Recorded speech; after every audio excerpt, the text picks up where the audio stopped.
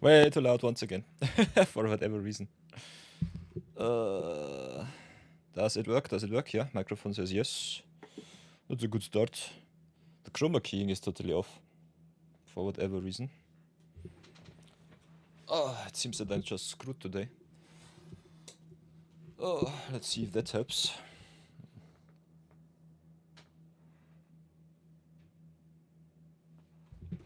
Not really.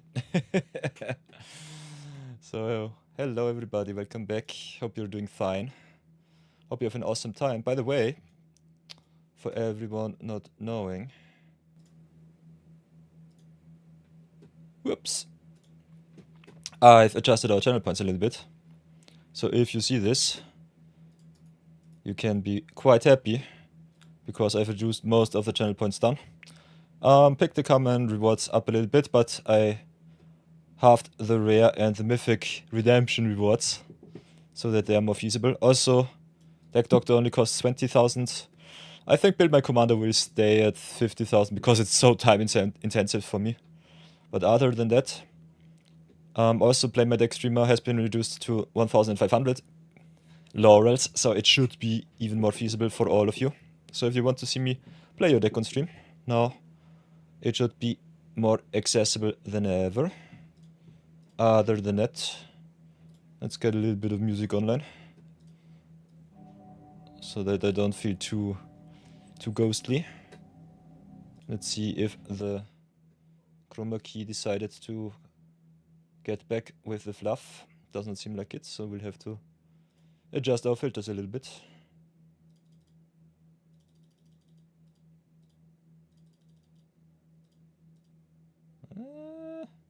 So much snow. So much snow everywhere. Kinda crazy. Yeah, that does not work at all, as always. Not sure why.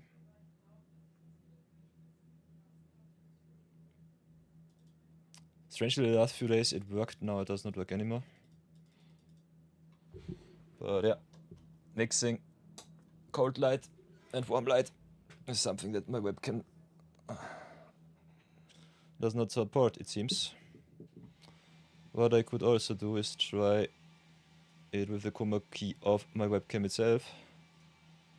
But as you can see, that sucks pretty bad. So that's a big of a no-no. It doesn't even get one tiny bit better. So yeah, the chroma keying of my webcam sucks. So keep that off. Other than that, we have the 60 and the 750 Hertz. Does not really matter too much.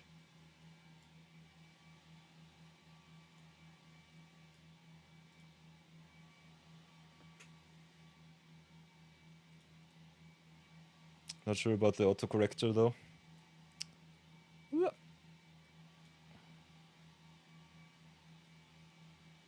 This looks kinda interesting.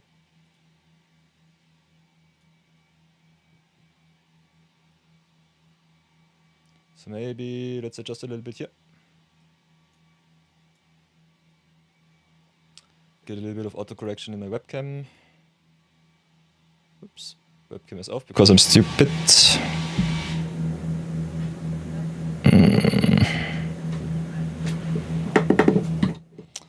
Oh, I love me the the Logitech cam. Oh, it's so obnoxious. Don't know what's the problem with that stuff. Yeah, but as you can see, webcam plus chroma keying sucks. Don't want that really. Now it works, now it works not. For whatever reason. Okay, we'll give it a try like this. Take the snow out of the equation. Yeah, if you see me turtle around with the webcam, that's that. Yeah, now we have the snow back in the overlay, so I hate that too. Oh, hope you're all doing quite fine this midweek. Welcome back, by the way.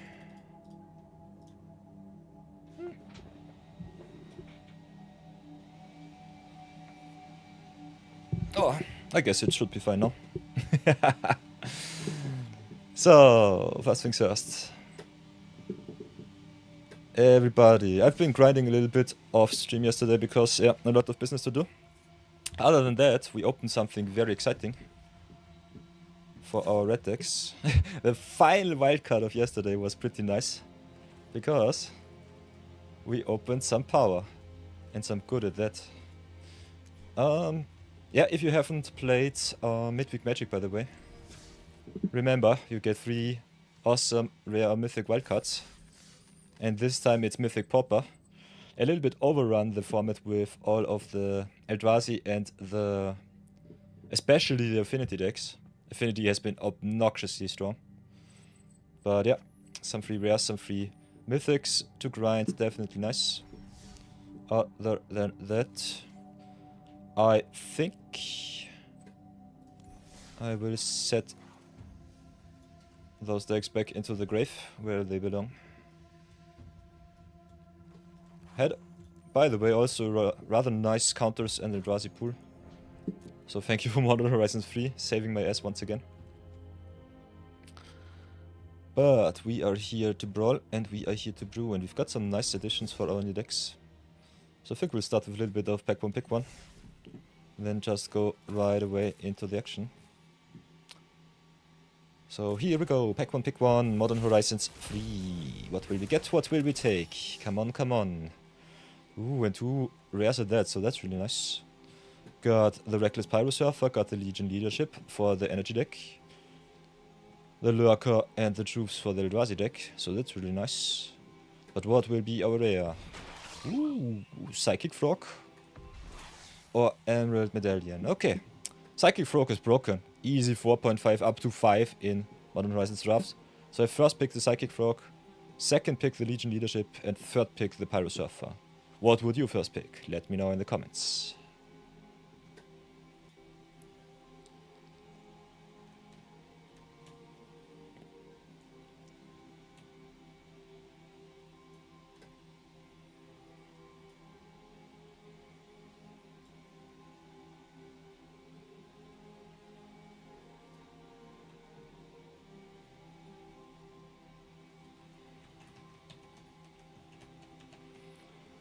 Oh, Psychic Frog for our decks is kinda nice. Love to see that one. So at least our hits today are kinda awesome. We are already in day 73 of our budget series, so that's also kinda nuts. Did not think that I would last that long, but yeah, here we are. Having a little bit of fun. I finally got a little bit of color. Thanks to my awesome Logitech webcam. Other than that, kinda happy with where we are with the channel points right now. If they are still a little bit too pricey, I can see putting down the build my commander reward down to 30,000. I think that's okay.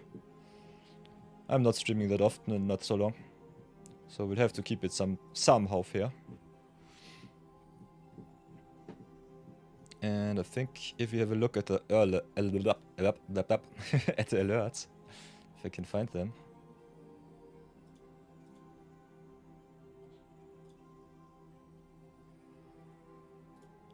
The alerts should be also a little bit more visible right now. So let's have a look. Flavioli Ravioli joined the order. It sounds at least nice. So maybe send a test alert. Ah, interesting. Does not work while OBS is running on stream. Okay, good to know. Good to know. As you all can see, a little bit of testing today. Opening a little bit of power in our Modern Horizons packs. You'll have to see that. And other than that, we will be brawling a lot today. Because, yeah, I burned away too many golden gems. Other than that, my other account is already at 30,000 gems once more, so we will be able to draft some Omen Puffs or Dragons of Tarkir Dragonstorm if you want to see that. So definitely let me know in the chats. If you just want to lurk, you can always leave a lurk emote. I still have none, so I should definitely change that up. But yeah, that's that. So everything's fine. So let's go for another Pick one, Modern Horizons 3 edition. What will we get? What will we take? Ooh, another rare. Mystic. We got the Itted Heresy and one of the better enablers for the Eldrazi deck. Also speeds up your clock a lot. Got the Signature Slam, which is best played also in the big spell stuff deck. Got the Lurker, got the Gargantua, so I like me what I see. Not too much else, but what will be our rare? Ooh, Invert Polarity. Invert Polarity is a really strong counter spell. Can yoink the opponent's spell for yourself, so that's really nice. So I think I will first pick the Invert Polarity over the Itted Heresy and then third pick the Signature Slam. What would you pick? Let me know in the comments.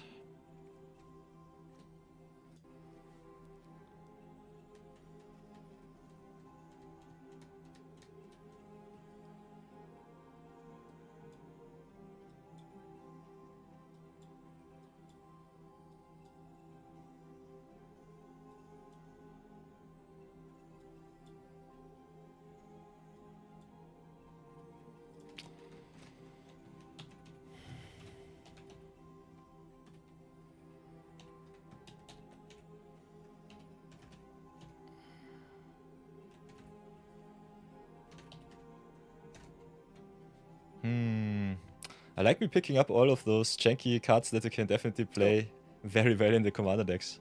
Kind of fun.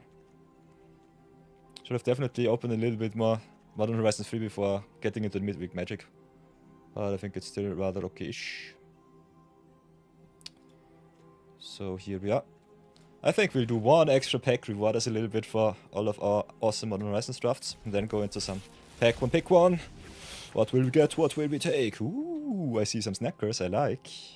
Got also the Terramander, which is awesome for affinity and artifacts. Also the other insignificance for every Eldrazi deck. Unicorn, rather awesome also in the counters decks and in the energy decks. But what will be our rare? Will it be better? Ooh, Imska Iron Eater. Awesome commander to build around because of affinity. It is rather easy to play. Other than that, it is nearly unplayable in the limited format. So, this is a tough one. I think my first pick would still be the Ethereum Terramander over the Sneaky Snacker and the Nyxborn Unicorn. What would you pick and why? Let me know in the comments.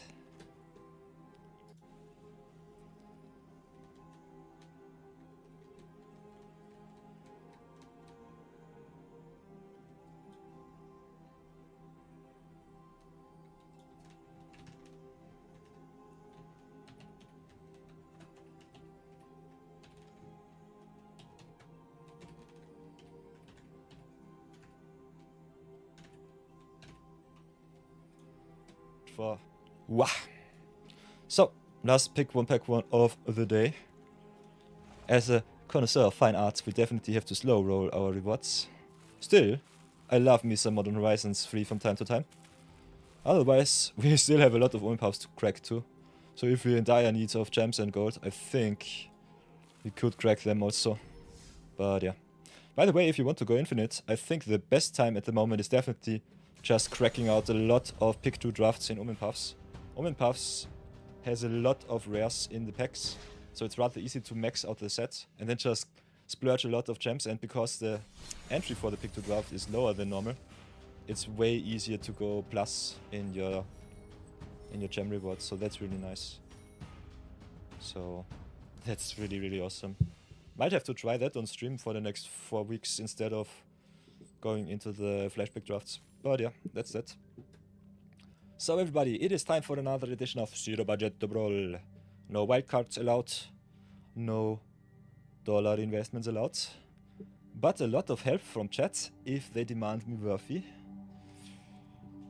If they think I'm worthy of some wildcard splurge, they can burn all of their channel points to craft some cards and get a lot of shoutouts.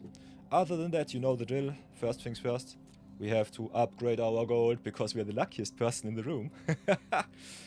And our demand is white and blue today. So let's have a look at our white-blue commanders, if we can brew something up.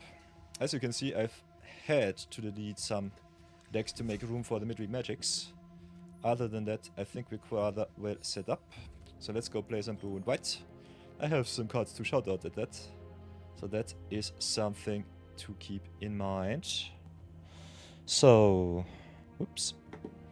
So, what will we play? We got some blues and whites. What dual color commanders do we have? And you got awesome ones at that. Ooh, Marathon, welcome back to the stream. Do I have Yuffie? Ah, I know that we opened her somewhere. I don't think it's this account. Let's have a look.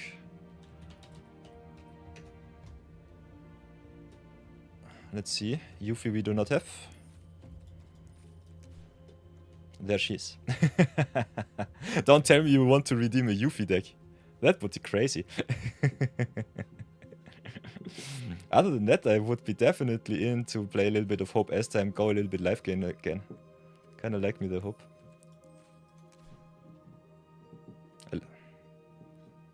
You need to wait 5 minutes for the points. Okay, I will be building a little bit of Hope as time today.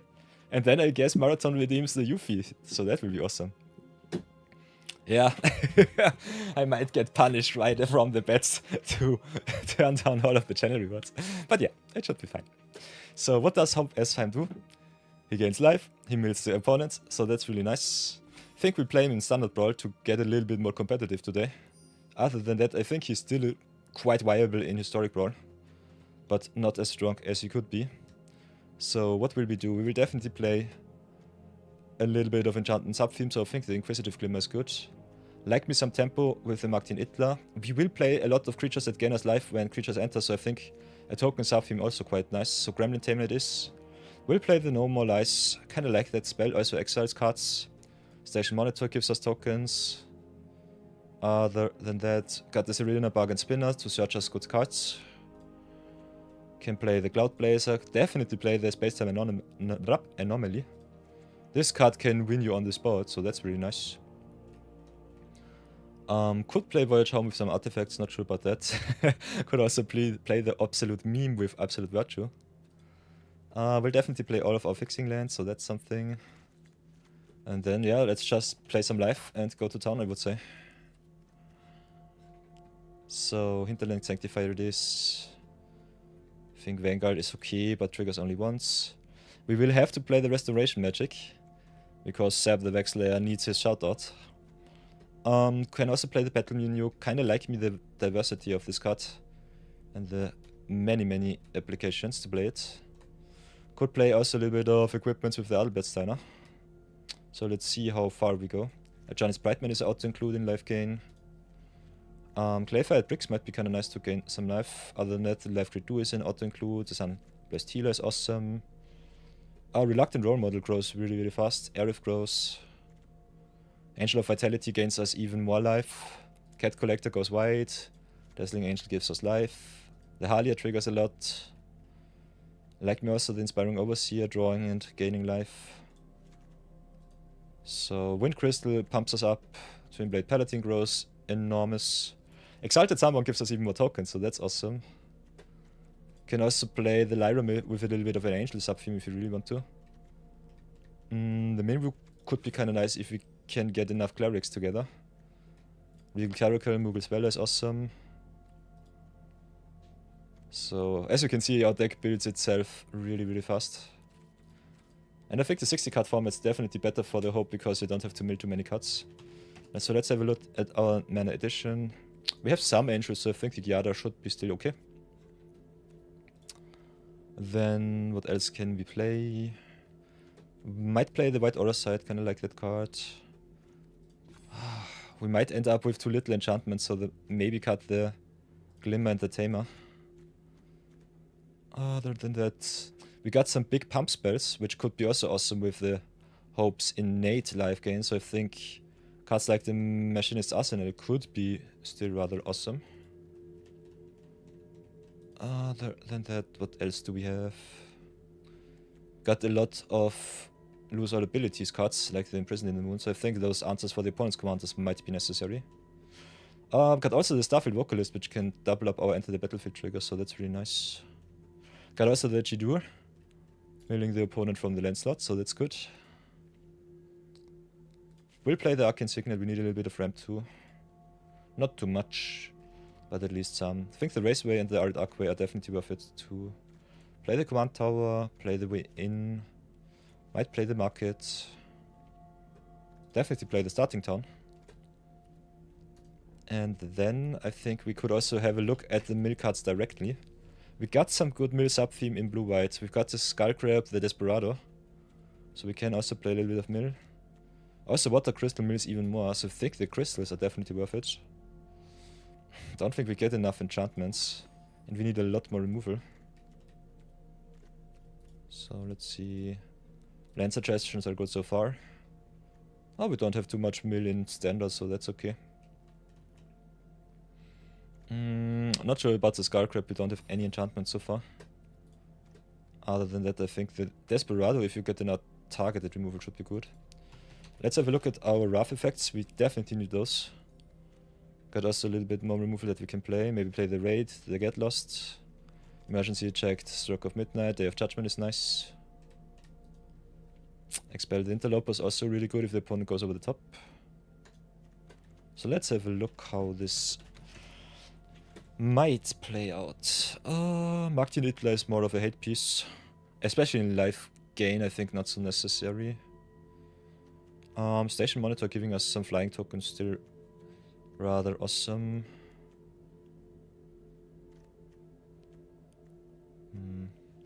Could cut back also on the more expensive pieces. Like maybe the Twinblade Paladin. Just play straight up mill.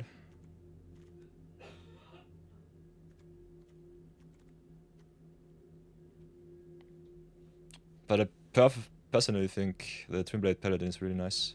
Also, Serena kinda nice to search us for the dissection tools. So I think I'll have to play the dissection tools nonetheless. Oops.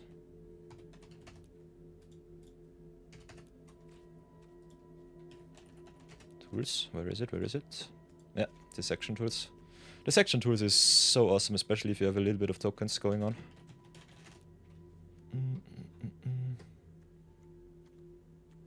So yeah, we don't really need a counterspell in my opinion. Kinda like me the proactive decks a little bit more than just reaction. Hope can be controlly, but he does not really have to, in my opinion. I think the role model is still okay. It's more of a cookie cutter inclusion in my opinion. So you could cut the reluctant role model too. It being able to give its counters to some lifelinkers is still rather awesome. Don't have too many of those though. We have how many angels? 6. Could also include Serema, but that is a little bit tough. So yeah. I think the more cards are involved, the worse hope we'll get. Kinda like with the Caracal, we make some cats. So that can be quite fun if you have the cat collector in play. Have a lot of cat tokens and then just finish with the Regal Caracal. I definitely think we need the non-creature spell, so we'll be cutting 2 creatures and just go to town.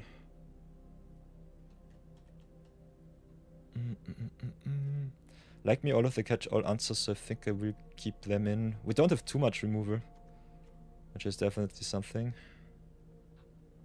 Water Crystal milling for an extra 4 is really, really nice. Other than that, there are a lot of possible opportunities to gain. And also the double strike with the dissection tool is kinda nice. Could just cut the Twinblade. Maybe get punished, maybe get not punished. Could also just cut the reluctant role model or the Sunblast healer. I think getting rid of healer could be something. Kinda like me the role model.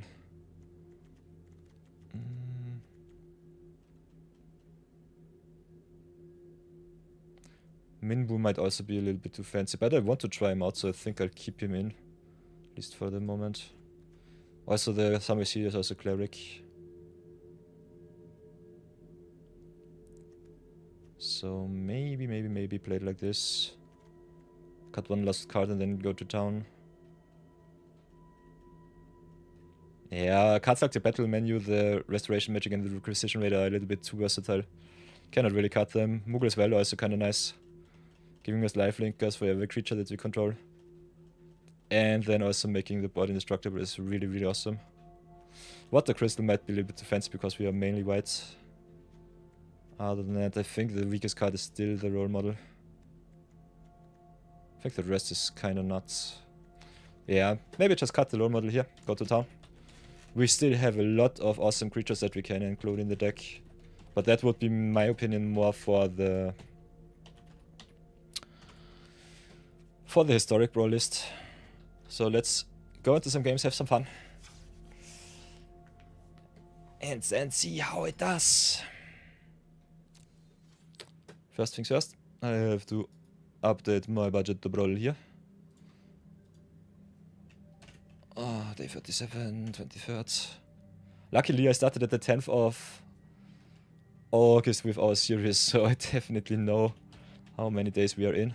But with all of the off days in the past week, I'm getting a little bit confused already.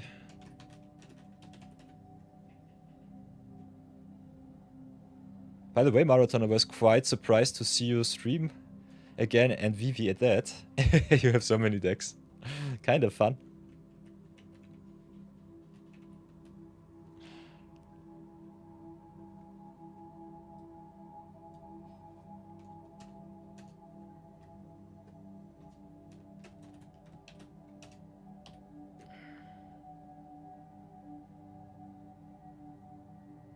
So yeah, that should be good. And let's go into some games. Queue it up, have some fun. Maybe regain our honor. Wahaha. Oi boy.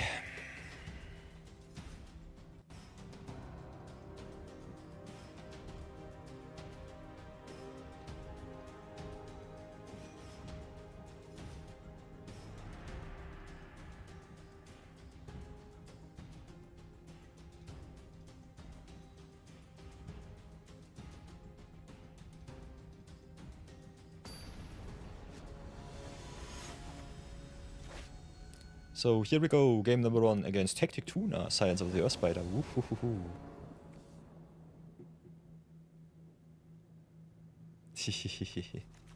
Okay, we are on the play. Got the Hope on turn 2 into the Aerith or the Angel of Vitality, which is awesome. Also got the Space Time Anomaly. If we go wide enough, we could just win on turn 4. So let's see how this works out. Guess we play the Campus first. What does Marathon say? He needs to send the alternate accounts to gold, and he wouldn't grant game after game if you don't stream. Ooh, yeah. Marathon going crazy as always, you love to see it. Against the Earth Spider, I think I try to curve out. If we draw an untapped land, it should be fine, otherwise I think we might be a little bit screwed. But not too much. I think the hand looks still quite nice. I also like me the decks a little bit more that give the opponent the chance to fight back. Okay, let's start with the Demera. We only draw the tap lands. So start with tapping our stuff, pass for now. Could have also offered the trade with the Demera here, don't want them to draw too many cards through their spiders. But yeah. Okay, search for the land, draw the card.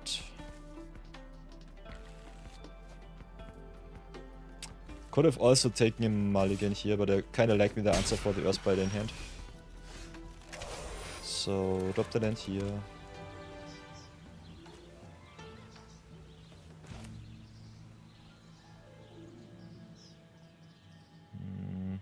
And this is the biggest problem of Hope if you don't get through or don't have anything on battlefield that gives you life. He kinda sucks.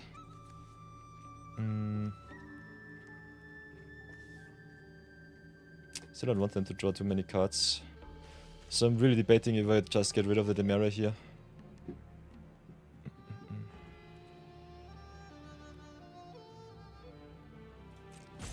Maybe offer them the trade with the Spider first. They definitely take it. They've got their value already. So that's something. Might have been a little bit too passive. Get rid of the Demera too. They get an extra lander token to fix their mana into the perfects for the science. So yeah, this is a tough one. They have so many threats on board. Don't want them to draw too many cards. Yeah, the Demera on 2 is just nuts. But this is our future. Cannot do too much against it. Let's get us a little bit more blue. We definitely don't need it. Still quite nice. Then I think we just replay the hoop here. Could also play the space time and normally mill them for 25. Which is kinda okay.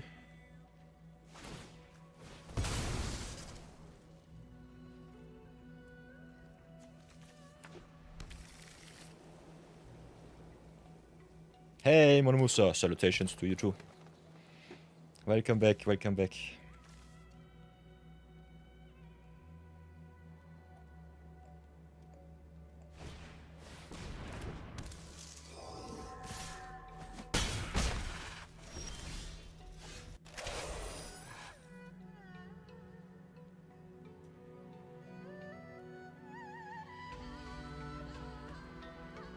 Oops. Okay, I screwed up a little bit. Oh boy, as always. Let's do it like this. So what now? We have 5 mana, so the Minwu is nice. They've got the Spin of Souls. Kinda like finally having the Halia. Would have loved to draw another land though. So that's something. Also Minwu rewards us for gaining life. So maybe play the Minwu first, then go into Aerith into Halia next turn. Just set up as much as possible.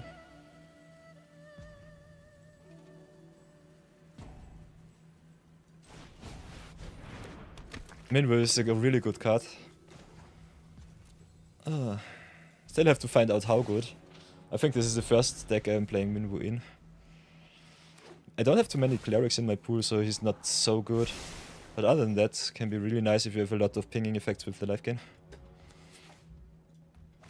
So yeah, Monomusa, totally agree there. Oh, aye. Yeah, now just get wrecked by the Scions. Just have to set up my life gain a little bit better. So Aerith is also a cleric, so I think I'll start with the Aerith first, then play the Halia. Halia triggers on herself. Could also give an extra counter to the Minwu though. Now the choice is either between the extra counter on the Minwu or on the Aerith. I think we play it like this.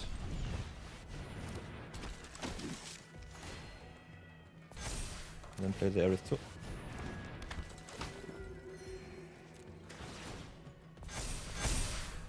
So that's quite nice. Kudo for the double trades doesn't really seem good to me. All of the creatures get flying too.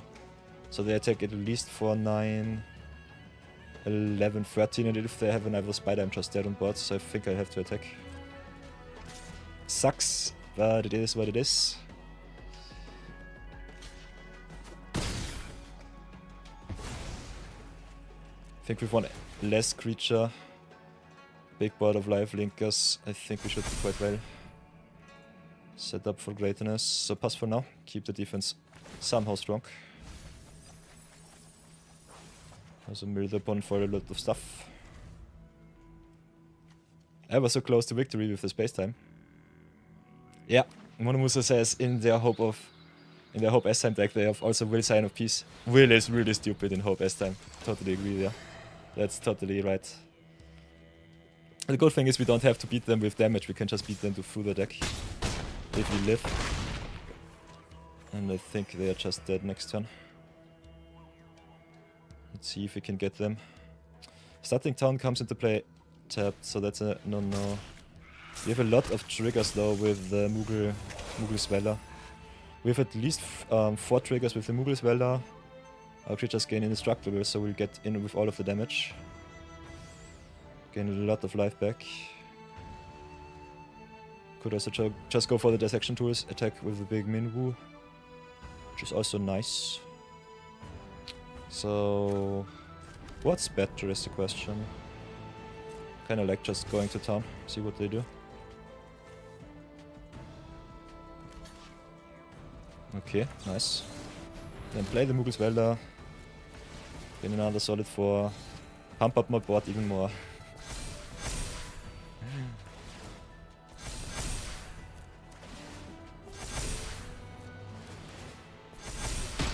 Game back is solid 24. You'll love to see that. The trigger even more. Boink, boink, boink, boink, boink. Oh. And because all of the creatures gain flying, I just screw up the dodger. Yeah. And I don't think then that they can get back at me with 35 or more. So yeah. Hope S-Time in Standard Brawl is really good. Love to see that. He's so stupid. Let's see for how much damage the opponent can get in. 2020 Aerith. This is 2, this is 3, this is 7. How much is it? From 35 to 13. Nice.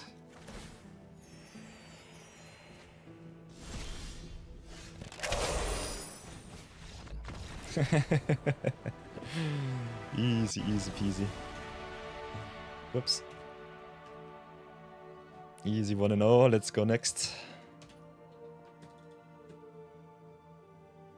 Wahaha. Yeah. Marathon 42 definitely knows the drill.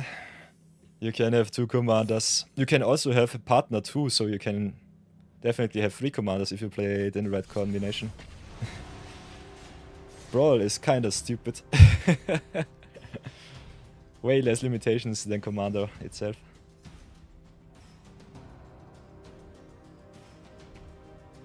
Yeah, a lot of people play Wild Smash and Timber the Weaver, so that's something. Especially in Historic Brawl, Final Fantasy opened up the door really wide. Okay, game number 2 against Goben, Gene Splicer Savant. And its counterpart, Fleam. So this is a Flea mirror match. Wink wink. What will we do? We are on the play. Got the perfect curve out, so I think he'll keep. Hope into Aerith, into Space-Time, into Moogle Speller is kinda nice.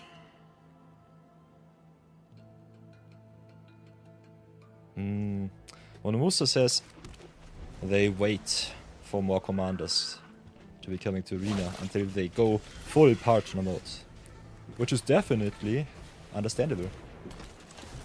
I think the partners that they added so far are definitely the fan favorites at the moment, I would say. Kinda don't like the naming issues with the double naming from Final Fantasy characters and the original Magic characters. I think this is just stupid. In every supplemental set it's always the same stupid thing. And it confuses players more than it should.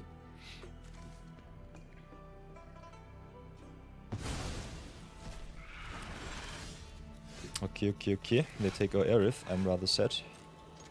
I got the answer for their Goben, so that's nice. So let's mill them for a little bit and pass. Also kinda nice for them to be milled because they want their cards in grave. Because Fleam is just broken. And he can also cheat cards that are colorless from the grave if they cost 2 or less. So that's really obnoxious. So now we've got some decisions to make. Either we mill them for 27, which is okay. Or we just replay the Hope first. Kinda like playing the Hope. If they play their Fleam, I will exile it with the Imprison in the Moon. Or make it a land, better said. Instead they draw. And get rid of Hope again, I would say. This will be their ploy. Moogle Speller getting worse when you have no creatures on the board is also a little bit sad. But yeah, we still have the dissection tools, which should be kinda nice.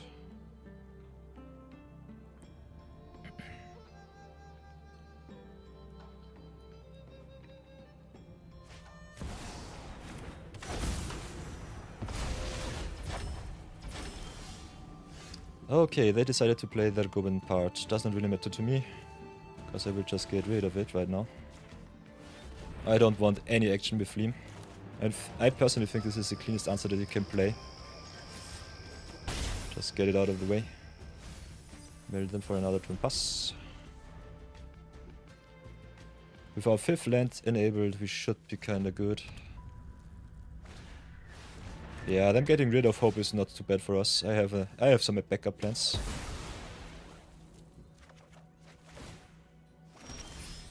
So let's go for the dissection tools first, I would say. We could destroy their side quest and their treasure. Don't really want to play against Yasmat. But cannot really double spell. And I think playing the big spell on this spot state is good. Let's get in the Engine of Vitality. And pass for now. Because they play Fleam, I guess they just have a lot of removal spells. Especially the permanent spells. Come back, they're quite obnoxious. Okay. Summons primary Odin. Okay, there's our land. So I think I'll go for the Overseer here. Get rid of their Odin. Give the Overseer a little bit of a boost. If they have a counter spell in hand, I'm really sad. Could also try to snipe one of the treasures, so that they cannot flip their Yasmat. But we've drawn the white aura set, so I think it should be okay.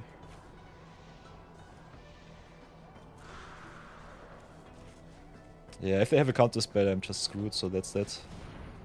Counter plus removal just gets me with the Odin's attack. Do they have the out?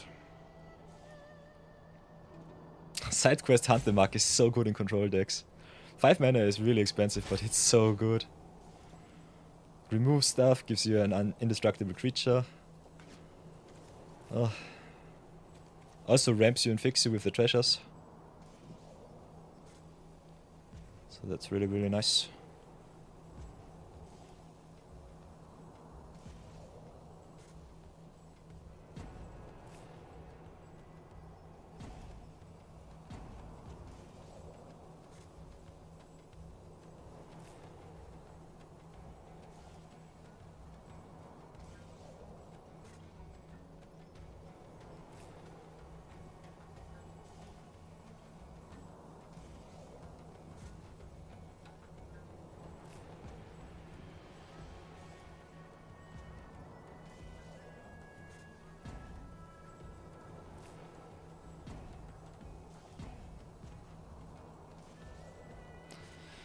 What are you doing, opponent? Did you disconnect by accident?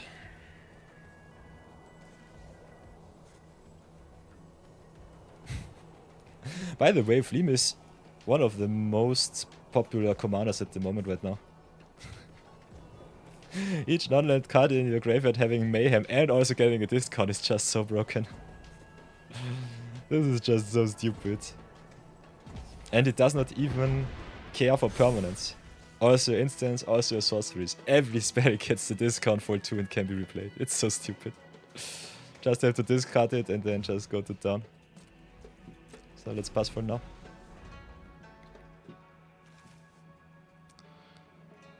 Let's see what they do. If they time out, we will take this win. Every win against Fleam is awesome. By the way, do we want to see a trick? I can saw my hand in half. Beep, beep, beep, beep, beep. Ah! Ay, ay.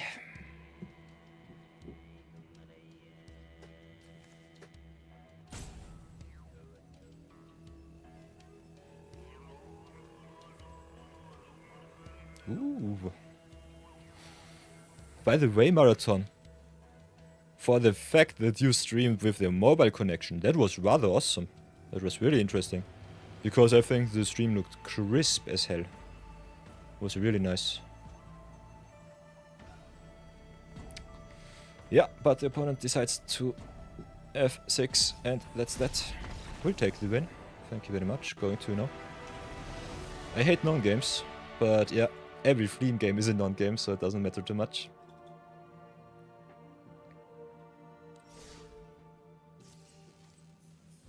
So let's go again.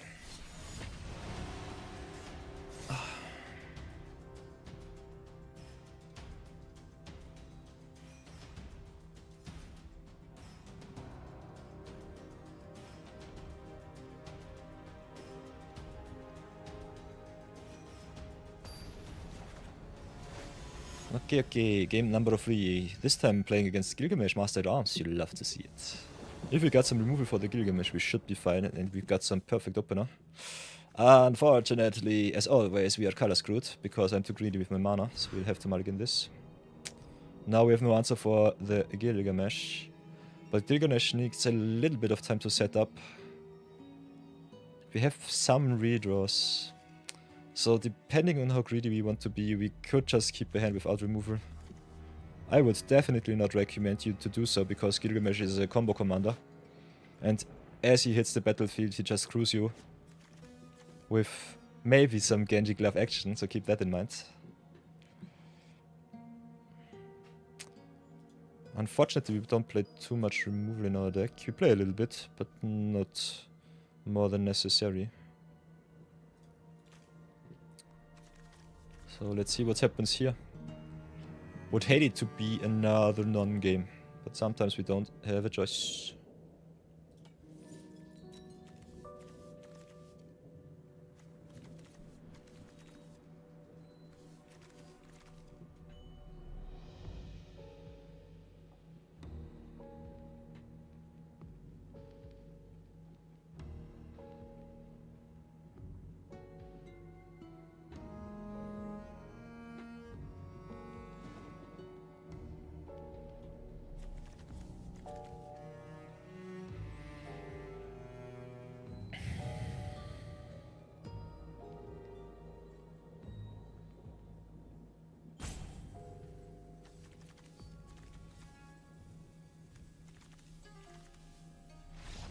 Okay. It's not my internet connection, I've got a solid 13 Mbit upload. So it should not be a problem, but it seems Wizards servers are a little bit in trouble. Yeah, but it doesn't look like a problem server side. Seems more like a client problem. For all of the unfortunate gamers that don't have a business fiber connection. Ay, ay, ay. I'm kinda shiny today.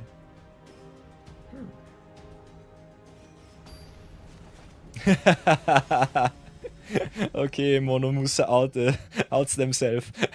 It was me, I made all of your opponents disconnect.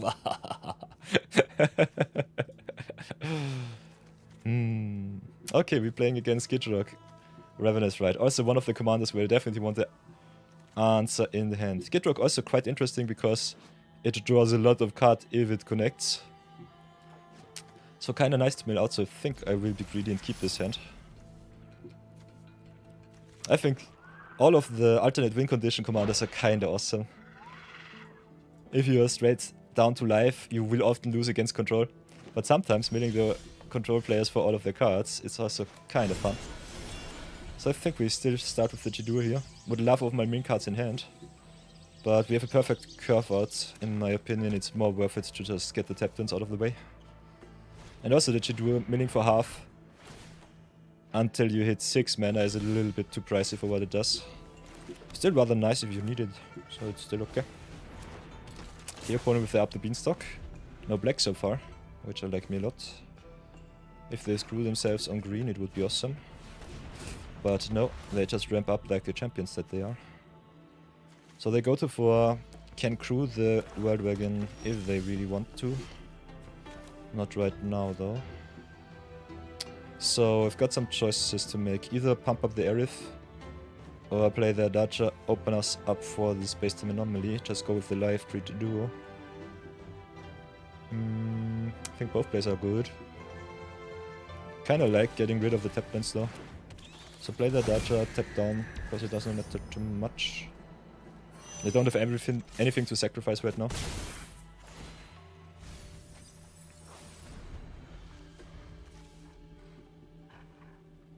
Ooh, Monomusa says they recently made a Teval deck. Ooh, it's fun and you cry if they Buchuka block you. Oi oi oi.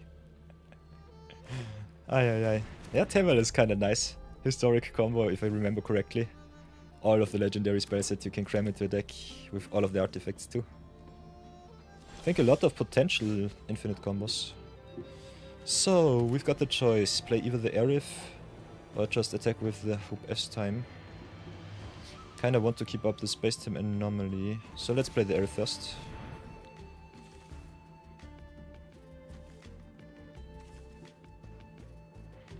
Yeah, but when the opponent hits us, the anomaly will get worse, so that's not. So let's see if I get Omega punished.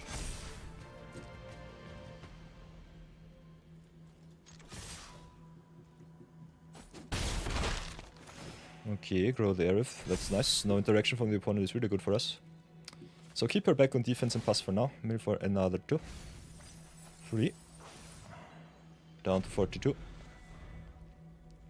Ah, the other table, the one that makes zombies whenever something leaves your grave. I'm stupid. I think I thought about Tavish, but yeah, Taval is a dragon from the Dragonstorm there. From the Taki Dragonstorm. I think especially the Commander Precon Taval is really broken.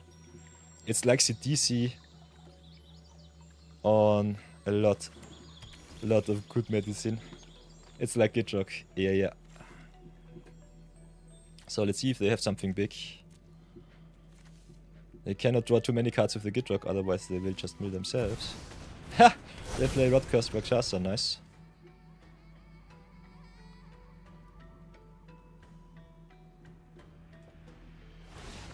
And they concede. They saw the end of the line. Yeah, we have to go into an ad break rather soonish. Starts in about 3 to 4 minutes, so I think we will get the ads out of the way. As you can see, we've got a pre-roll ad off timer. I want to keep the stream as ad-free as possible. So if you want to support the stream, just turn off the ad blocker. You don't really have to have it on while you're watching my stream, because I'm not running any ads. Only the 3-minute ad breaks in between our 1-hour segments. And yeah, they keep the stream running. And I think it's not too bad if you know that they are coming. So I guess the games go normally quite long if the opponent has a lot of opposition. So we will go in a short little ad break and then we continue ad-free once again in 3 minutes. So until then, be good, be brave, and I'll see you soon.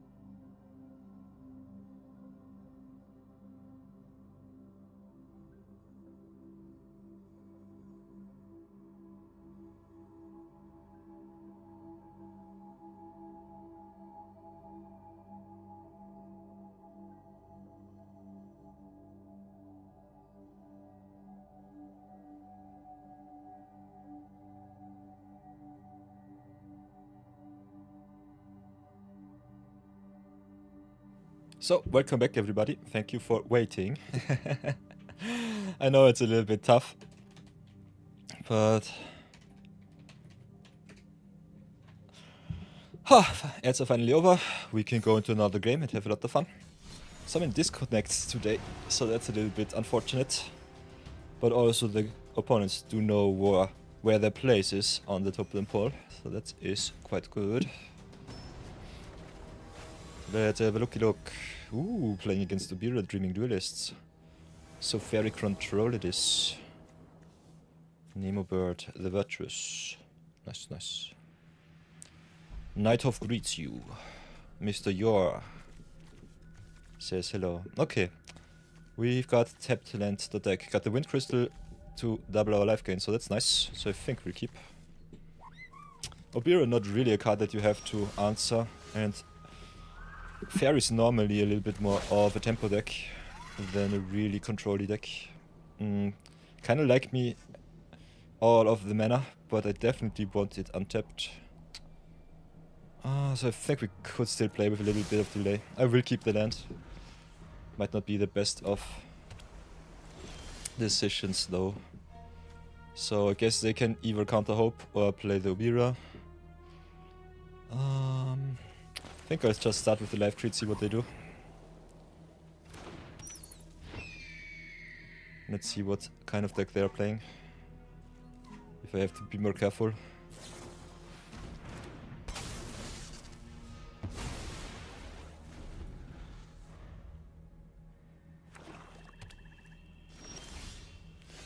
Okay, okay. Yeah, let's continue with getting all of our tap lands out of the way. Kinda like ramping it up. I think I still will go with the tap lands that fix our mana, than just playing the Art Arcway. It's a really good card, but giving us only 2 colorless is a little bit tough. Yeah, and they just play Obira control. You hate to see it.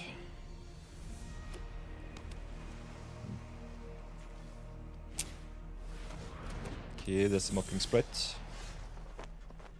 I would love to get rid of that stupid card. We can only play a free drop.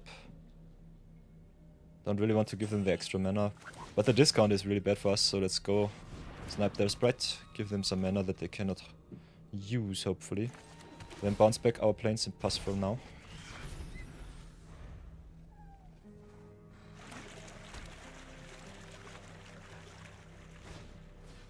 Okay, they do rest us. I guess they will snipe the Wind Crystal. Yeah. Day of Judgment might be a dead card. So we could play the Lyra, could play the Hope.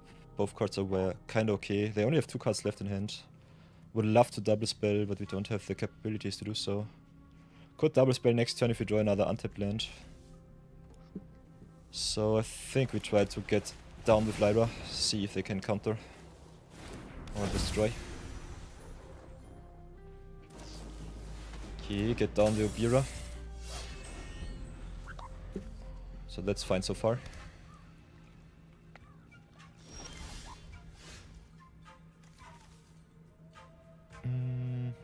So what now? Still have only 5 mana. I definitely want to resolve the Regal Caracal, so let's hit in with the Lyra first. Hope only needs your life to be known. Okay. One block whale is good. Let's get the tapped land into play. Could Wrath their board next turn if they play the Horned Lock Whales. I think I will slow roll. Pass for now, see what they do.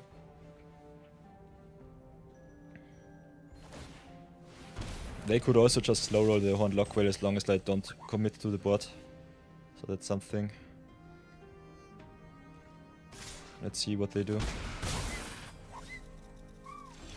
Yeah, they don't really care. So let's give them a juicy target that they have to remove, counter or whatever. Ooh, hello Silent Poppies! Welcome back, welcome back. Good to see you. Snuffhout is coming to Arena and you're kind of scared. Seething Song too. Ay. That's tough. That is really scary to hear. Okay, okay, Sleepcast Fairy this. Will they play the Lock Whale? Ah, I'm stupid, they know of the Day of Judgment. So giving them that extra time warp was really stupid of me. Totally forgot about that. So let's smack in with the Lighter first, see what they do. If they have removals or something else. Still cannot double spell the Hope. Could have also played the Cat Collector. Maybe make more cats. I think I just played like this. Play the Caracal right now. Next turn I can double spell. Pump the whole board. Go to town or whatever. Opponent only has flyers, so I think 1, 2, 3, 4, 5, 6. They can play the Lock Whale though. We are at 6. I have nothing to copy, so I think I keep the cats on defense. See what they do.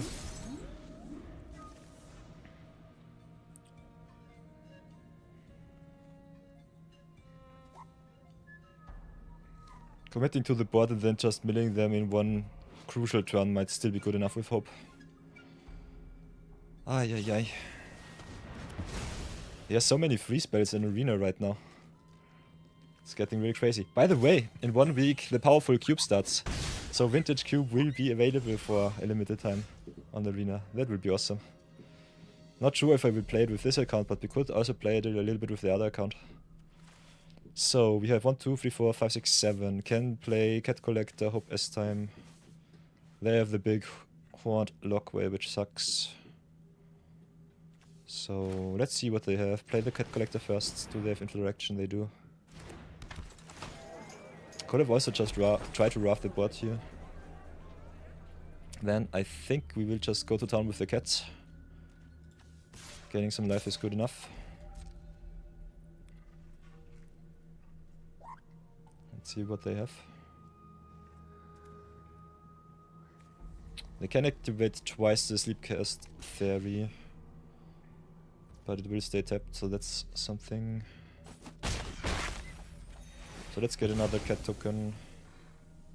I think we'll try to play the Hope. They might just counter him. Okay. Okay, nice, nice. So let's mill them for 4. Ah, they've got the Tishanas Tidebinder. That sucks. We can exile Tidebinders, so it should be fine as long as they don't have a counter spell in hand.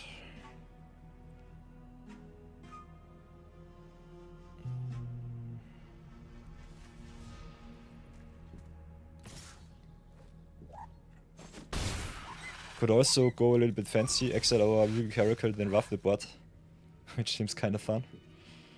Let's try it like this first. Play the other side.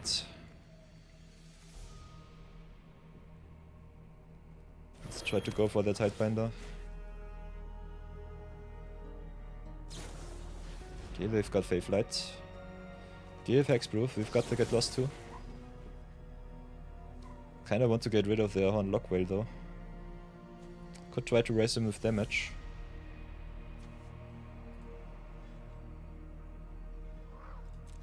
What does the Faith Light do? Give flying, hexproof, and +1/+0. It sucks, but we can still try to raise them. I think we'll go for the Locked Well, see what they have. Do we have another protection spell? This would suck. This would suck really bad. They've got this Spell Pierce too. So if worst comes to worst, we can still push the panic button. So let's go to attacks again. Just pressure them a little bit. Gain some life, get some cats. We can activate the Reef, but it cannot block. Yeah, the Day of Judgment not so good with the Restless Reef on the opponent's side. So yeah, they just had every form of interaction that they needed. I think I will have to station right now. Will not block with the Caracal, will not block with the Cat Collector, so that's okay. Could still block with the Hope S-Time, just to reset him. Tidebinder needs to see the Hope on board, so it will reset. So I think that should be fine. So let's pass for now, keep the block strong. We play live game, so the attacks are not too impactful. Ooh, so what do we have here? Marathon says, Snuffle is scary, but you get the square sleeve if you play on Powered Cube. Ooh, we get square sleeves. I think that we have to play at least one game. Maybe one cube game. I'm not so happy with playing cube because it does not improve our collection, but if we play good, we could still get at least some gold and some packs, so that's nice. Poppy says, Maru board wipe tribal, you're tempted to build it. Ooh, that's nice. Okay, we can go to town now with the Moogle Sweater, so that's nice. Could still try to Adacha, copy the other side, get rid of the Horned Lock Whale if I really want to. So we've got some options, all of them are kinda nice. What do we want? 1, 2, 3, 4, 5, 6, 7, 8. With one extra mana we could Moogle Sweller into Day of Judgment, just draft the whole board. Or Plague Wind the opponent, better said. So we've got some really good options here. So maybe try to play the value game first, copy the Aura side if it stays in play and cannot get rid of the Horned Lock Whale, it's still awesome. The good thing about copying the Aura side is also it pays for itself, so that's nice. So let's try to get rid of the Horned Lock Whale here. Play the board. And because it's an ability, they don't really have too much options. So I think I will still try to give us a pump right now.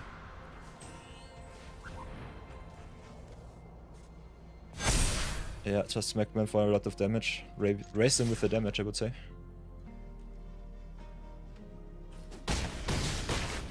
Ooh, this game looks fun. This game looks really fun. Pass for now. I think we're in a really good position here. Haha, packs with historic commanders. Ooh, Marathon sells me the powered cube really well. Nice, nice. You love to hear that. And there's the concession. Damage wins. Nice. 4-0 with hope. And no mill win so far. I think only the Gidrock player decided to scoop out. Because Gidrock has to play a lot of cards that they draw. Okay, 10 Will of the Micro Tyrants. Solid, solid. So as is custom, I think we should definitely play a best of 7 here. So go for another 1 or 2 games.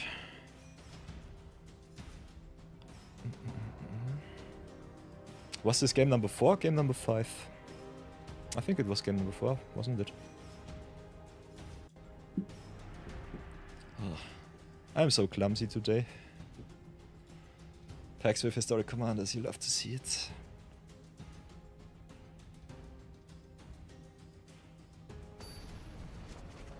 My arms are so shiny.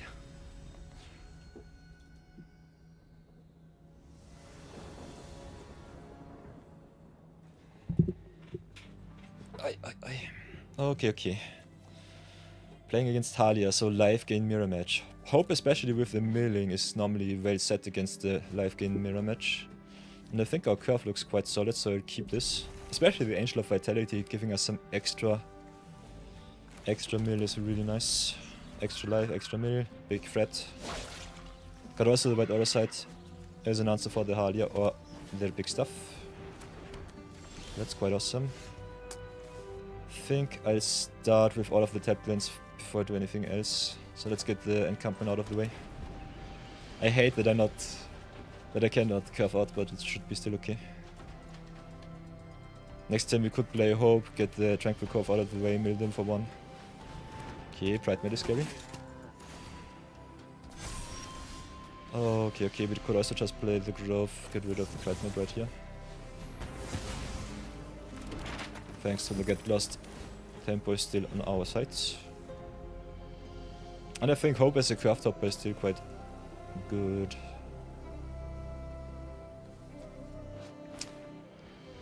Unfortunately, Warp only triggers from hand, so no cheating the Halia into play from the command zone.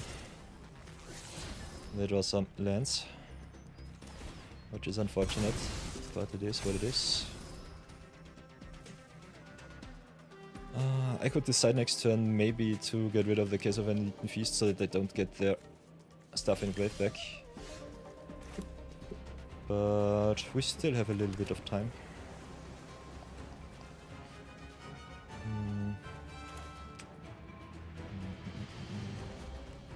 Don't have any life gain enabling right now, which sucks.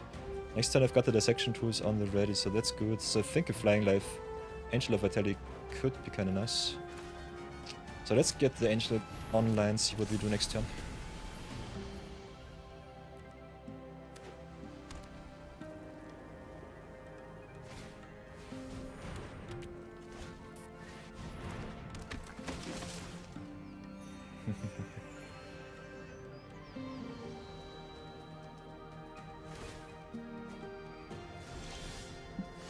Okay, so what do we do? Guess we just play the aura side so that they don't draw even more cards. Get rid of the Halia here. They will just replay her next turn, so that's that.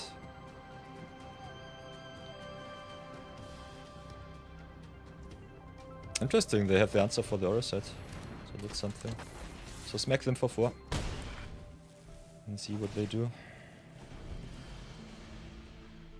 Interesting that the Hope's mill counter is broken. Stays always at 1.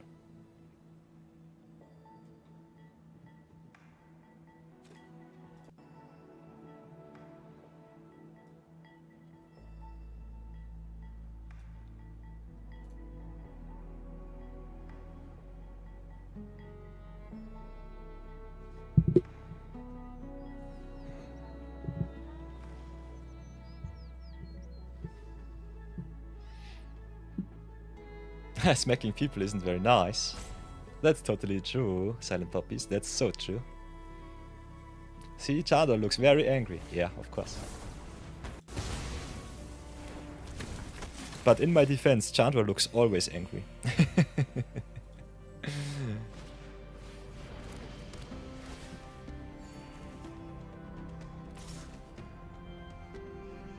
Okay, they attack for 2. Angel of Vitality will shrink. They gain their life for the case. Not this turn, okay, that's good. I've got the Serena. Could search for some answers from the deck.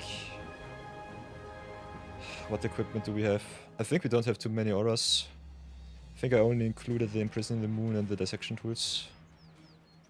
Kept it a little bit low. Kinda like playing tools here. They have something. They could just draw with the Mace Mind Jump.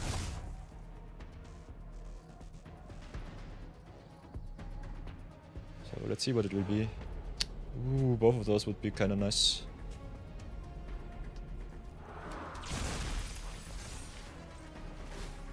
Let's see if we 2 for 1 ourselves. Or 3 for 1, or 4 for 1. Do they have the answer in hand? Indeed they do, they have to get lost. That sucks. But we can pump up Hope and maybe trade for the Halia. So let's see what we have on top. Land would still be okay. Kinda like playing Serena and going to Imprison in the Moon. Ooh, Water Crystal is nice. Can play Water Crystal. Get a discount for the Serena. We can also play Sunburst here.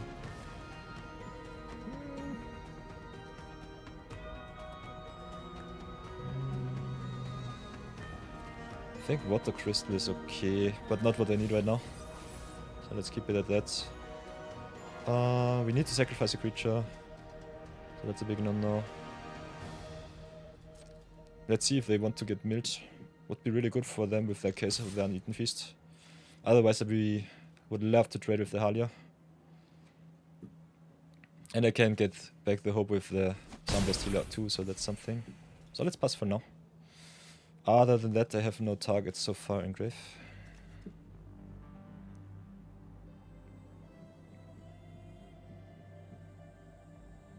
Ooh, Poppy's always losing to Tamio and Chase. That's unfortunate. Yeah, Chase is also one of the nasty avatars and planeswalkers to play against. Okay, opponent gets milled. Scry's on top, so that's unfortunate. Let's see what it will be.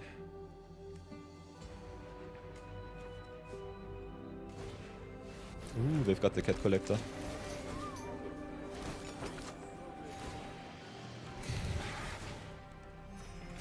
The live game mirror match is always so strange. Everyone losing to Ugin. That card is busted, yes. Stupid cast triggers, definitely. Especially in Historic Brawl, he's so fast on the board. If you have a really awesome hand, you can play him on turn 3, which is kinda crazy. So what can we do? We've got the requisition rate, does not do too much. Not too much of a token sub-theme, I don't see our token makers, don't see our life gain enablers. So I'm a little bit sad right now. Deck does not what I wanted to do. Serena is nice, with an extra land it would be way better. Hate to see the Halia. So what can we do? Could have a look at the top. Maybe pump our hope a little bit more. Okay, Pride Mate is good. Pride Mate in Grave is even better. So now we can play it like this. Kick the Sunblast Healer, get the Pride Mate back, sacrifice it for the dissection tools. Or I could also just sacrifice the Sunblast Healer, grow it even more. Pride Mate plus dissection tools is really nice. So I think I will sacrifice the Sunblast Healer here. Grip the hope and just go to town.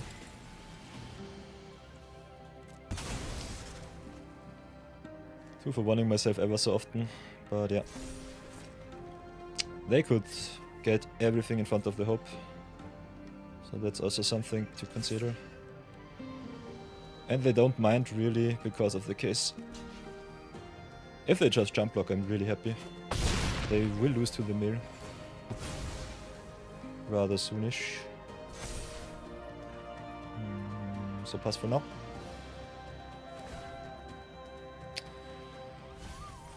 Let's see how bad it will be. Okay, Cosmo grants anything, Grave. Case is already online, so they can play their graveyard if they really want to. So if they don't sacrifice their Case of the Uneaten Feast this turn, I will get rid of it with the requisition rate. That's for sure.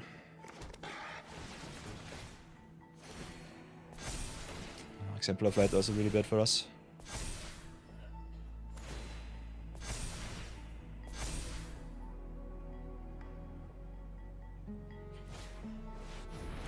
Yeah. Live game mirror matches are something special.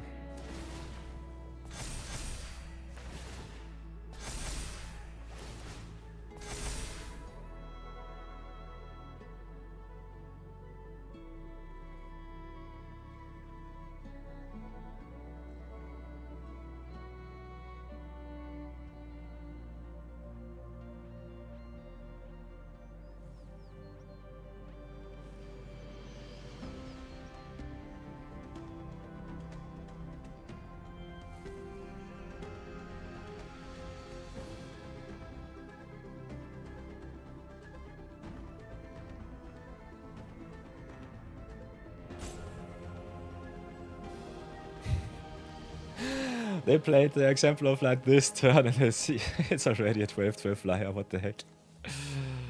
Would love me some removal for that cut. Arif also a little bit tough. So yeah, a lot of threats.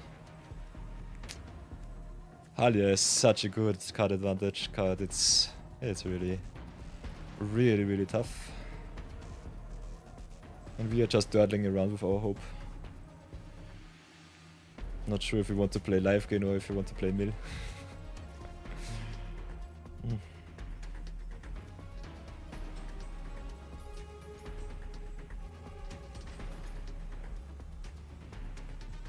Okay, what does Poppy say? Lemao, the other day I faced a Rofellos player that got the magical Christmas land hand and played Hula Walk on turn 3. You were on the draw too. Ah, that sucks. Yeah, I would never keep a hand against the Rofellos player if it does not contain at least 1 or 2 removal spells on turn 1 or 2. Rofellos is so obnoxious. So we'll definitely get no attack in with the Hope S-Time. Could definitely just smack in a little bit with the Chinese Pride match. Definitely want to get rid of the Uneaten Feast. Can decide if I want to pump the team. Doesn't really matter too much in my opinion. Want the value from the Serena though.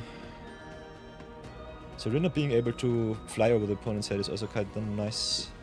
So I'm debating with myself if I want to sacrifice the Ajani or just sacrifice the Hope. I think sacrificing the Hope doesn't do too much. Definitely have to get rid of the Case of the Uneaten Feast. Oof.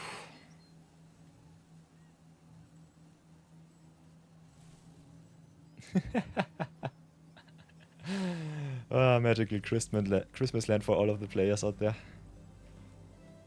Kinda crazy. Today is the 23rd of October. In only 2 months it's already Christmas.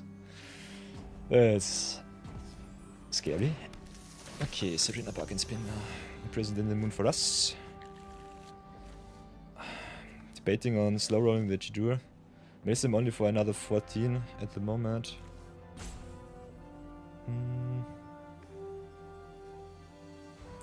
The section 2 is having to sacrifice a creature sucks. That's not so nice. Arif also giving the counters to another creature is kinda bad, especially with the Enduring Innocence getting back a lot of life. So yeah, but Arif only can give to the Halia either way, so it doesn't matter too much. I think that we definitely have to trade with Hope though.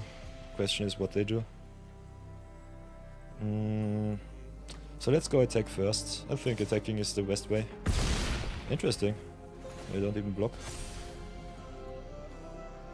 Then Requisition Raid their Uneaten Feast. Innocence also quite good for us because it means that they don't have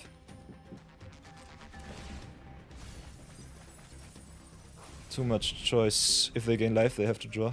No, if they get a 2-drop, a 2-power creature into play, they have to draw. Okay, Wind Crystal it is. Getting rid of the Season of the Burrow really good.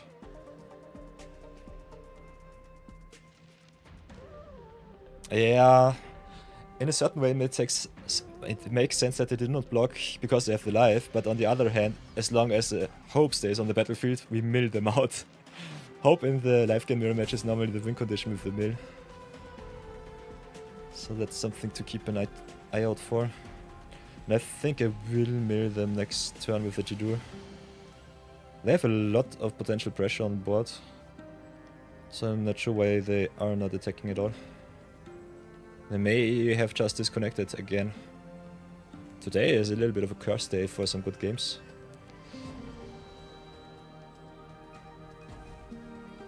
In before they run out Ulamog. Not in Standard Brawl.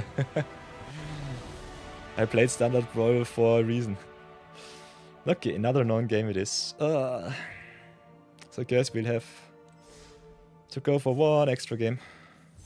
Playing so many non-games sucks a little bit. But I think the banter with chat is definitely nice. So I'm really happy to see you all again.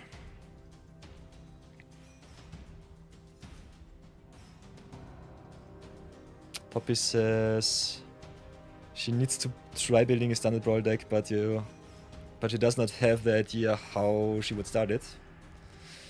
Oh, I think it's the same as in every brewing session. You see a card that you definitely like. You have a personal style that you want to play, and then you just go to town. I think often the commander gives you the inspiration by itself. I think the worst thing about Standard Brawl is, especially if you have a wildcard pool, is you have so many cards that you want to play, and cutting cards is the worst thing for every commander player out there. Okay, now we finally have our ATBs, so that's good. Playing against Ketchumos, so they might not stay for long. I will still give it a try though. Let's see how much they remove our bot. Ketchumos is a really obnoxious commander. Okay, they can discard a creature or an artifact. Guess they'll go either for the Starfield Vocalist or the Life Tutor. Yeah. Do it down. So let's play Hope, see if it lives. Still need some lands. So that's something. Ooh, all of your favorite cards are not available in Standard, so no Breach, no Dark Ritual. I think that's okay. I think having an extra Brawl format in addition to the Historic Brawl queue is definitely something that every Magic player needs from time to time, just to reset their state of mind. Okay, I think we'll have to get rid of the Builder's Talent. Because drawing the cards with all the non-creatures that they play to remove our board is especially bad if you have something like Catros on board. So let's destroy enchantment, get rid of the Builder's Talent and pray for another land next turn. Mill them at least for a solid 2. Ooh, Stasis in there and Shelter by Ghost Gun is nice. But they play removal deck with a lot of sweepers, so it doesn't matter too much to me. Cooped Up is really good for me. Yeah, they can exile him for another 3, so that's something. Unfortunately, the battle menu doesn't get rid of enchantments and Duchessness. I think we just play the battle menu and gain 4 life, mill him for another 4. As long as we can. And station, because Hope doesn't do anything on his own. Poppies, didn't we speak of Ugin before? Look what I have found. Ahahahaha. Ugin also kinda nice because when you cast it, it exiles another card. So that's really strong. And they've got the Ghost Vacuum too to draw a million cards. Ah, give me my land stack, please. I just need 1 land, can mill them for another solid 31. And I think they might not be able to raise me with that, but as long as I don't draw my lands, it sucks. So let's go play the Dazzling Angel, cry ourselves a little bit to sleep. Station for another solid 4. Pass for now. Oh, just 1 extra land, come on. Please, please, please, please, please. What kind of deck are they playing? Yeah, removal deck with a lot of exile-based effects. Also have the Ruthless Negotiation, which really sucks. Exiles itself, exiles a card from our hand and draws him another card. Yeah, Dazzles is down, that's to be expected. As long as our life stays strong, I will definitely play the Anomaly next turn. Yeah, Catchamos in a nutshell, just play all of your exile-based effects. That's where we go to town. Vacuum only gets you back creatures. Oh, come on, this sucks. First the opponents disconnect and then we draw nothing but permanents. No lands at all. 45% land chance for whatever reason. Did I not include our lands? We play 24 lands, so it should be fine. And now they have the highest. Oh, this sucks. They have to get the space time anomaly.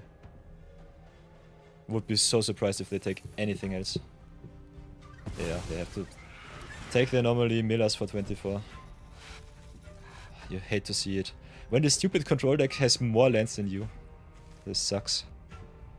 This sucks really bad.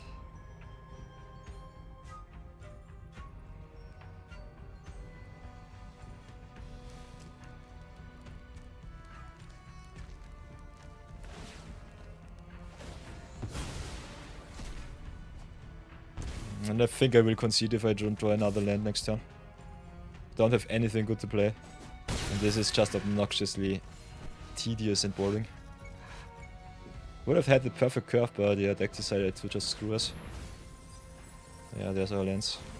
Adios. I will still concede. This sucks. This is the only way that Hope loses against himself. Nah. Don't fret about it too much. I think we go for 1 extra game. Let's go for game number 7 and forget a little about the stupid stuff.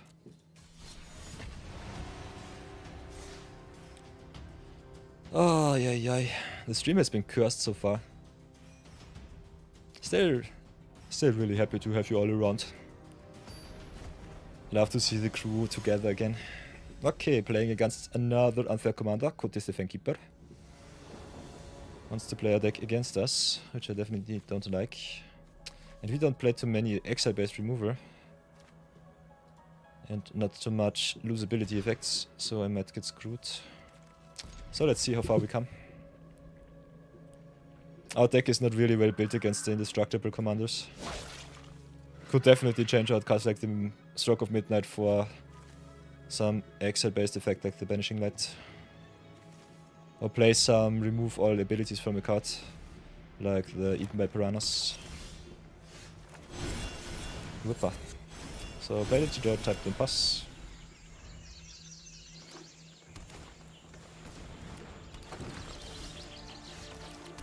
And then let's go for the Hope Estem first. Vocalist plus Halia is also kinda nice. So if we can hit our 4th land and they don't interrupt us, we should be still kinda fine. Can also try to snipe their Hard Bristle Bandit or their Poison Dead Frog. But yeah, they have all the fixing in the world, so it doesn't matter. So what do I want to do? I think I'll just go with the Halia. Play her for the full free. Twitching Doll is an artifact. Kind of good target for the Requisition Raid. Could also offer them the trade for one of their mana creatures. Yeah, but that doesn't matter too much. Let's mill them for a solid one.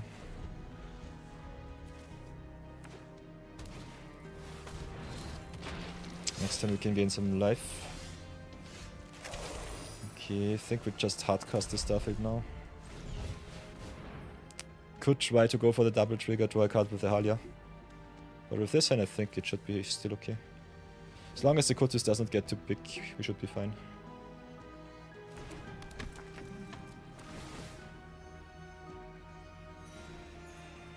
Another really good card in this deck is normally the Wandering Throne. Just getting a double on all of the triggered abilities. So what do we have here? Fanatical Strength, okay. So they have some combo spells. Okay, they fight the Hope. Gain some life.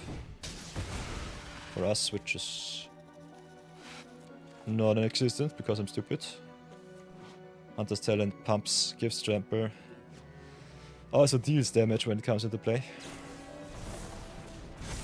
So that extra turn with the Hunter's Talent sucks. They have also a lot of mana.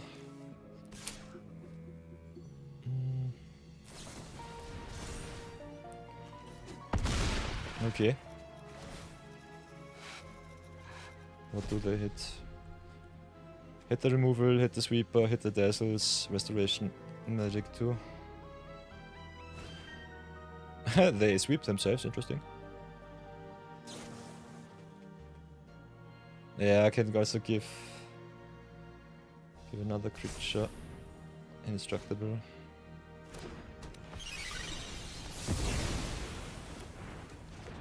So yeah, that's something. So what can we do?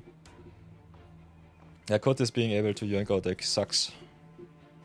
Don't draw a land, so Lyra would be awesome.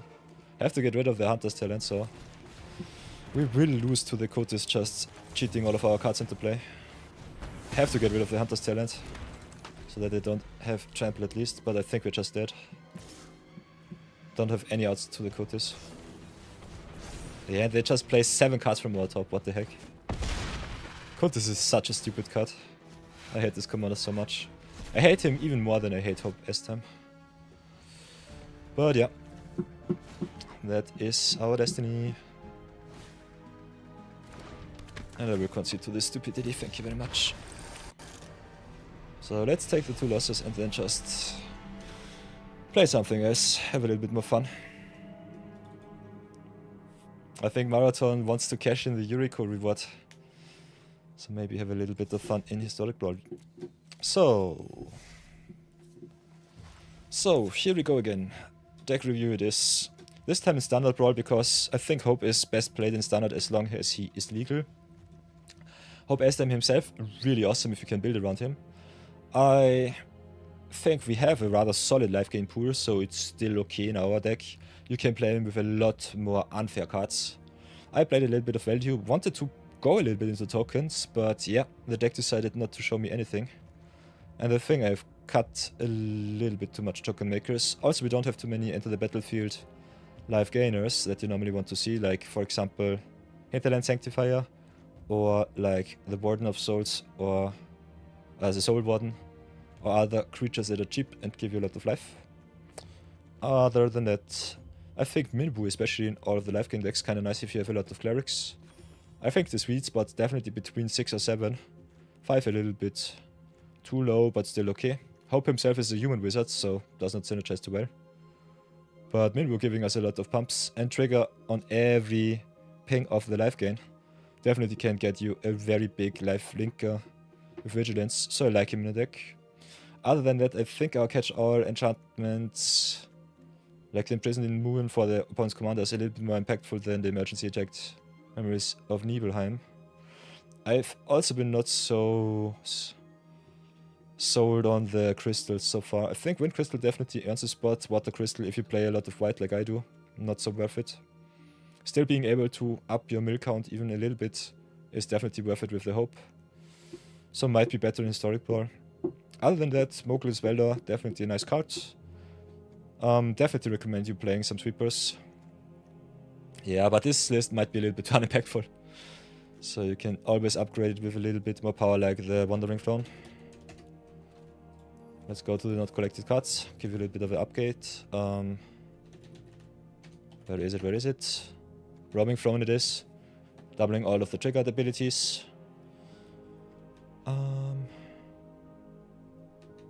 Everything that gives you additional action is kinda nice. Could also play more rares, like for example the Skynet Squire.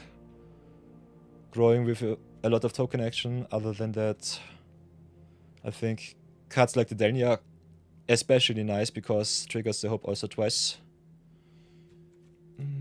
Could definitely play a little bit better removal for creature. Cards that are unfair at its best, like the Cultist for example, which just sucks. I hate all of the indestructible commanders.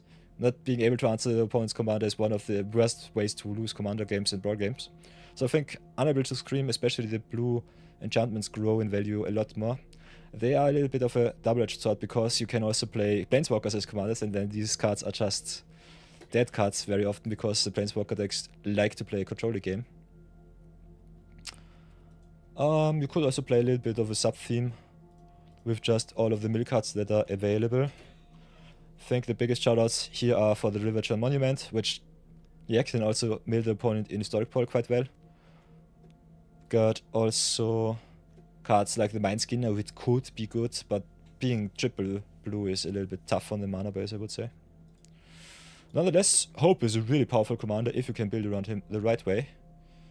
And yeah, I definitely recommend you trying him out at least, because mixing mill with life gain is something really fun. And something that you should have at least seen from time to time. By the way, big shoutouts to Spacetime Anomaly. This card is awesome in Commander. Milling the opponent for a solid 40 when you start the game is really nice. Still really good in Brawl. Milling the opponent for 25 right off the bat. And especially because Commander games normally tend to be a little bit slower, the Anomaly can also win you the game on the spot. So thank you for your service, Hope. I think a rather solid 5-2 with a lot of disconnects. Definitely well deserved.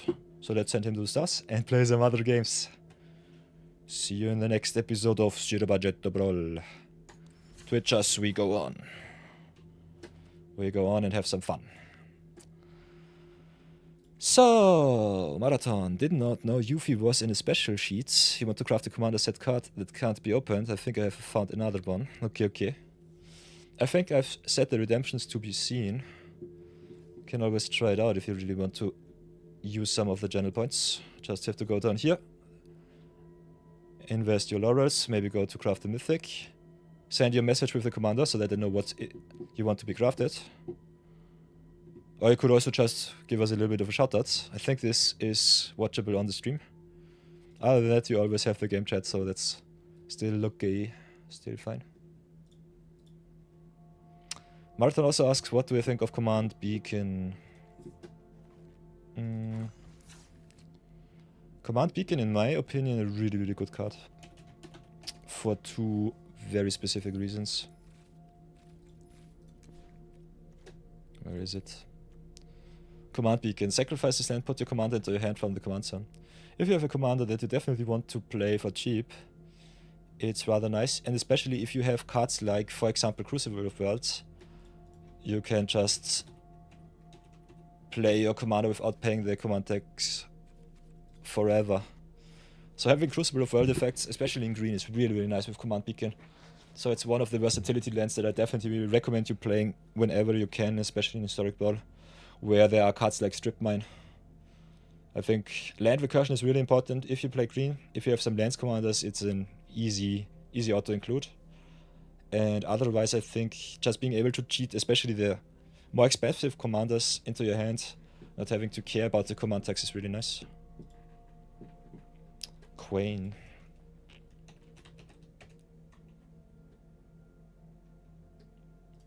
You mean? No?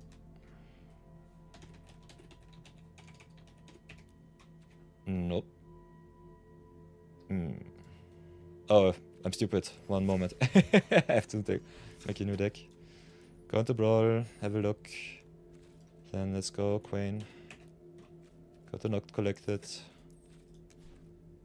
Kwain, Itinerant Meddler. No, don't have him.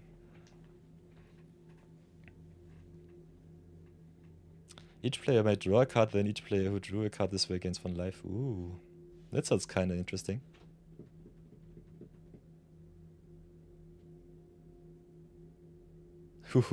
Okay. Did something pop up? Marathon? Did it work? Did not see anything pop up. Because it's a magic overlay. I have the Twitch alerts active, so it should work. Ah, there it is. I see it. There it is. The leg. Marathon redeemed, Kwain, Itinerant Meddler. So here we go. Let's craft it. And send our rare wild card to the stars. Only 37 left. So everybody, here we go.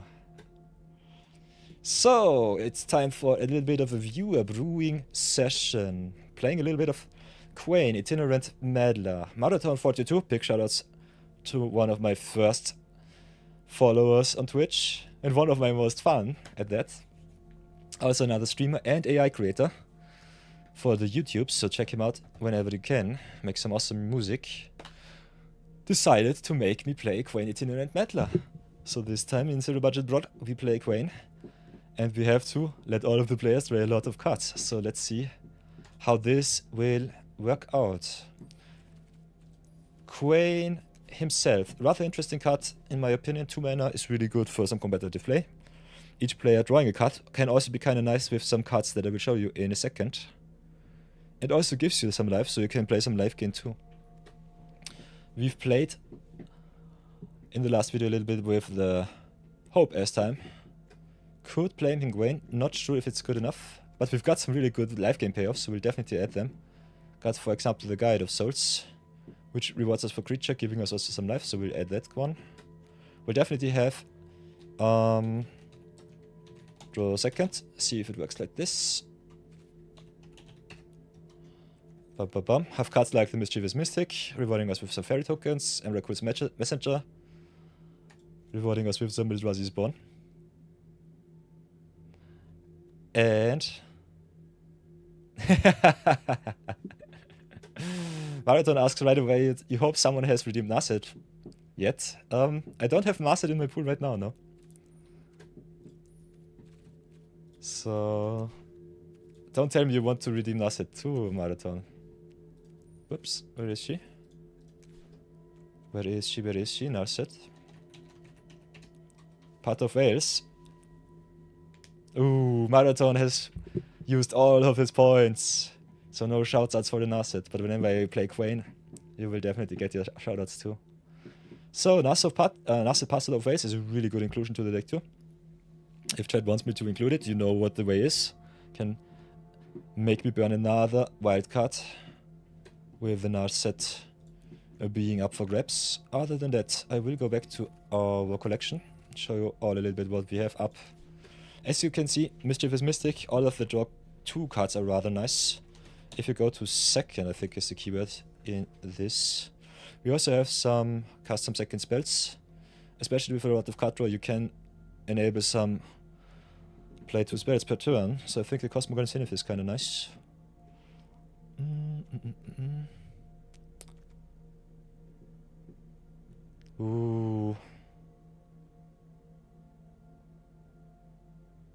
Improvising Aerialist also looks kind of nice. Maybe play some Taption against 2. Other than that, got some cards which give us some discounts, so I think we will play this more as a value pile. Otherwise, you could also play Kwain just as a control deck. I think Kwain in the control shell is definitely the best setup. I personally think we have to play a little bit of a value pile here, see how good it will do us.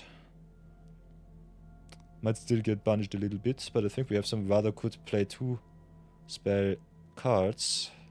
So maybe try out how that will look.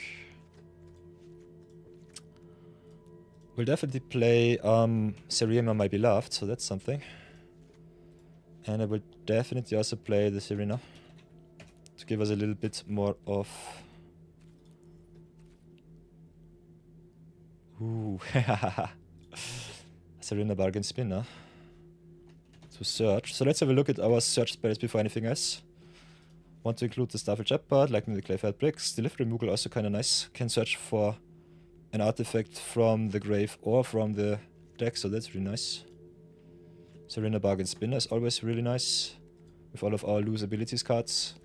We'll play some of the fetch lands, of course. Not too many, but at least some we have.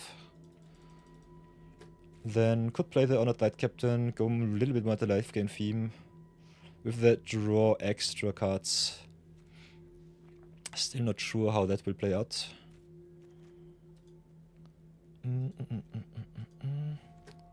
So whenever we gain some life, I think all of our life game payoffs are definitely worth it to consider. Maybe play the Sanctifier here, play the Vanguard, get a little bit of an aggressive craft. Big shoutouts to Saab the Vexlayer. Restoration Magic in, Archin's Pride Mid is nice. Kinda like me the Battle Menu. It's a rather fair card, but good at what it does. Like me the Hallowed Priest. Or Raid the Life Grid Duo might be nice. Aerith Gainsborough is super. Angel of Vitality giving us 2 life for every tap of the Kwain is nice. Cat Collector, Dazzling Angel. Got the Halia with a nice search from the Theorema, which is good. Have the Star Chatter. Wind Crystal can be kinda nice, giving us more life than the opponent. Haha. Twin Blade Paladin can be played. Winbu is kinda awesome. Kwain is also Wizard, could also play a little bit of Wizards. Not so sure if I want to go in on the life gain theme. Like me the card draw theme a little bit more. But having a lot of card advantage is definitely worth it. Other than that, I think Elite Guard Match is awesome. Replaces itself, gives us life. Cloudblazer is awesome. Could still play the Hope. Not sure how good it is to mill the opponent, but I think it's still another quite awesome inclusion if you want to mill the opponent. If they are on self-mill, it might be a little bit of a non-bo. Other than that, how can I enable Kwain? He's a little bit tough to brew around. I think all of the hate pieces that cannot draw more cards, draw more than 2 cards, like the Narset are kind of nice. Let's see, cannot draw cards. What would be a good inclusion in the deck normally? I think Narset part of Wales, of course. Other than that, I'm not too sure. Dive Gain is definitely quite nice. Keeping the opponent from playing the spells is also kind of interesting. We'll definitely play cards like the Seam Rip. Want some cheap interaction. Also got the Swords to Plowshares. Another shout out to Marathon. Redeeming all of the channel points, you'll have to see it. What else? We could try to save our creatures a little bit with the Sack Fair. Kinda like me the Fort Partition. So that is also a really good cut.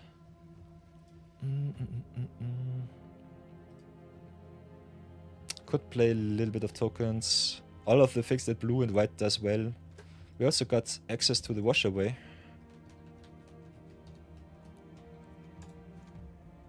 So thank you for that addition. Who was it with the Wash Away?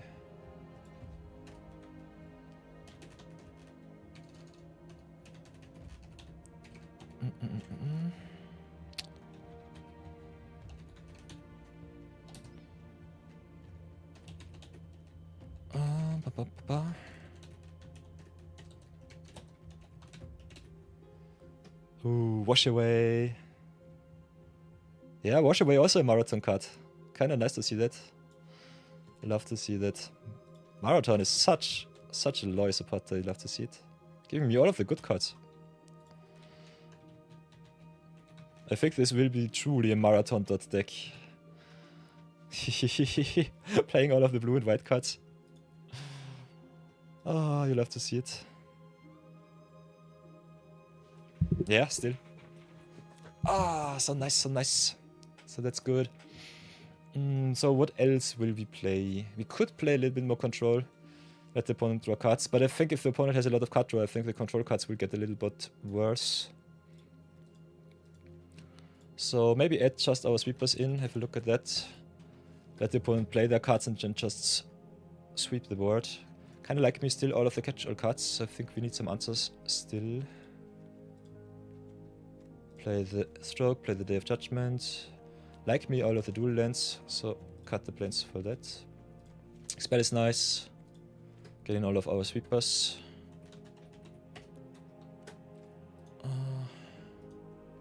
Could play all of... Ooh, kinda like me Venna. Having some cheap commanders. Go a little bit wider, play the other side. Play the Sunfall. Got some really good blue legends too. So might play the Twisted Street, maybe play some good stuff from the opponent's grave.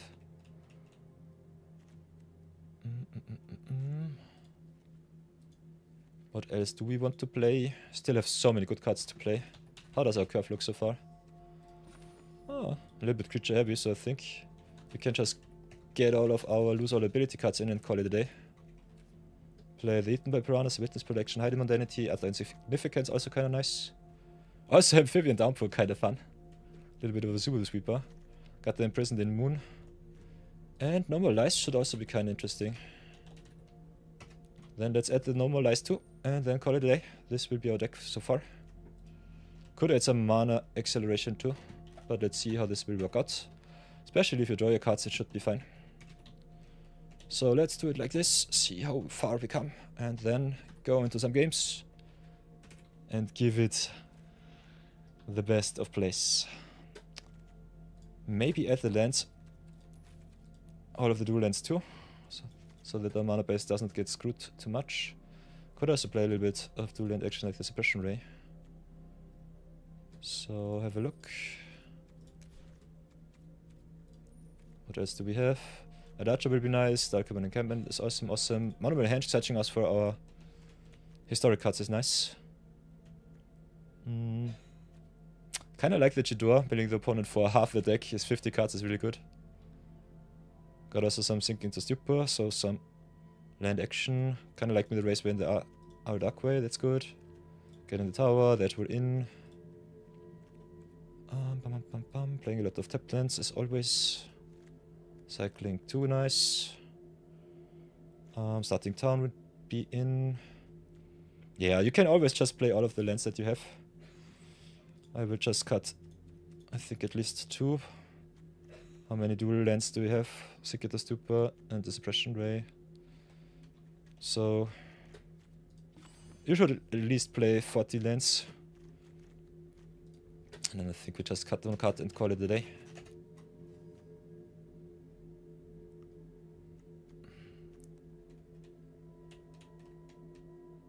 Maybe just cut the bricks and leave it at that.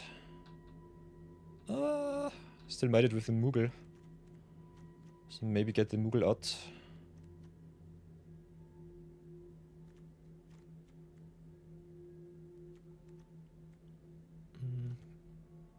Get the Moogle out. Maybe add... Whoops.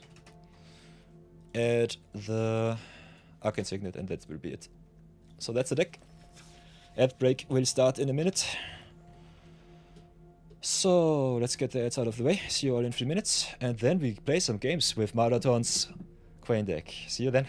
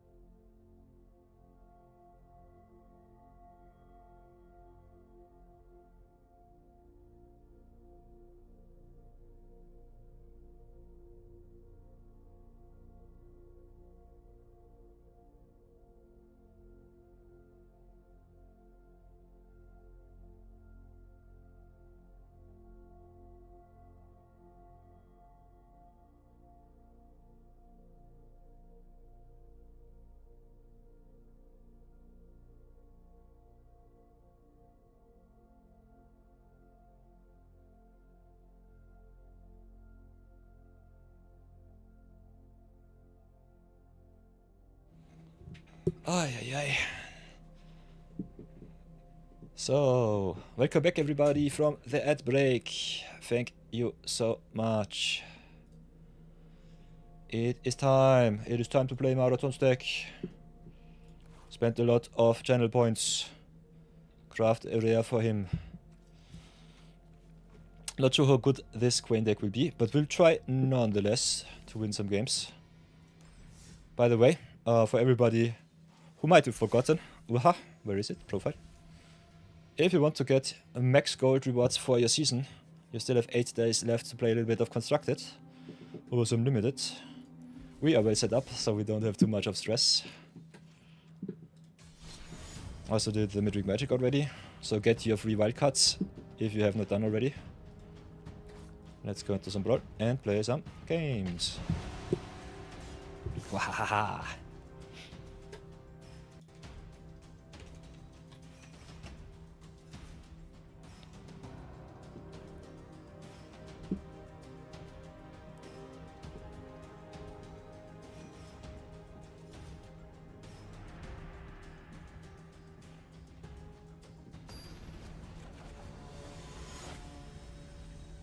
So, game number 1 against Mono White Verilux. Oi, oi, oi.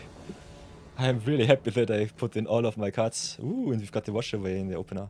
Marathon! Marathon! Thank you so much for your support. Playing also the awesome view deck for Marathon. Marathon 42. Here we go. Let's see if your cards can win me some games. We can play the Kwain first. Could also just go with the Impassion Narrative. See what we do. Mono White does not have too much card advantage, so I think we'll try to curve out with our hand first.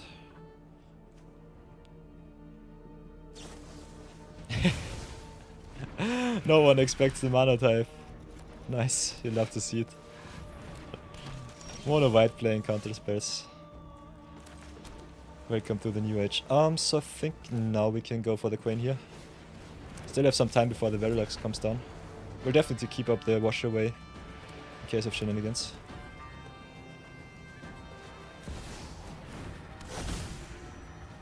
Okay, Palantir of Orthanc. Oh, we play Lifelink and live game, but yeah, this sucks. We lose the Lifelinks. Okay, Sunfall is nice.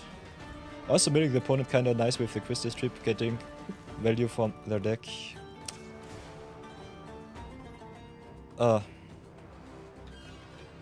Okay, I'm stupid. I should have played the Herald Priest first. Was a big of an oopsie. But yeah, I think it still worked out. Want to get rid of the Palantir as soon as possible. Oi, oi, oi.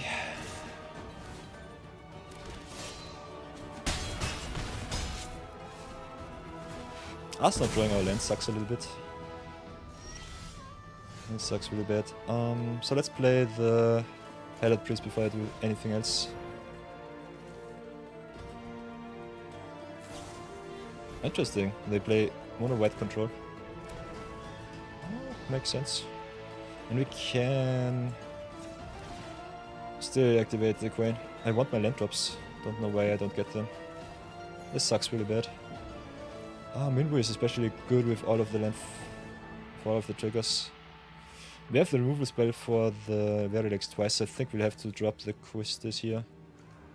Quistis does not have flash, so the counter spells do not really matter too much. Still a rather awesome value piece. We have a lot of good cards though. I think we still drop the Quistis here. Love to do that, but we need the answers. We need our lands more than anything else.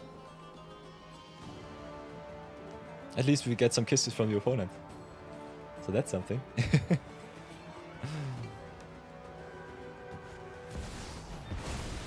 They get back the Palantir. Finally our land. Kwain down too. Also comes into play with an indestructible counter because Season of Borrow is just broken. Let's mill him for another one. Now I would love me my Quistis back. Opponent loses life.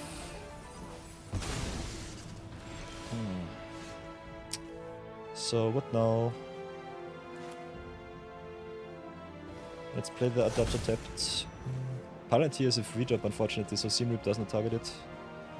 So this sucks. I think we'll just drop the Hallowed Priest here. Keep up the blue. They definitely know about our wash away, I guess. Yeah. Play around it like a champion. I got some answers for Verilux, so maybe I should not be too afraid of it. But yeah. Let's see if I play too conservative.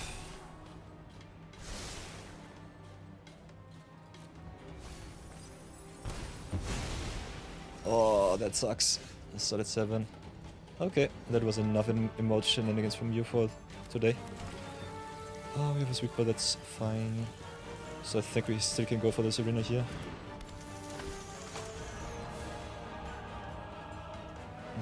Downpour is kinda nice. Making everything a frog, no more tokens. Other than that, I think all of the spells are good. Let's go for the downpour. And still double spell, keep up the defense pass for now.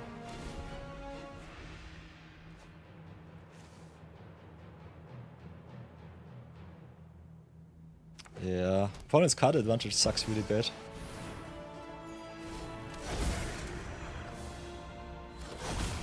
They also get back the Vindicator too. Downpour costs 3. Opponent draws 1 million cards.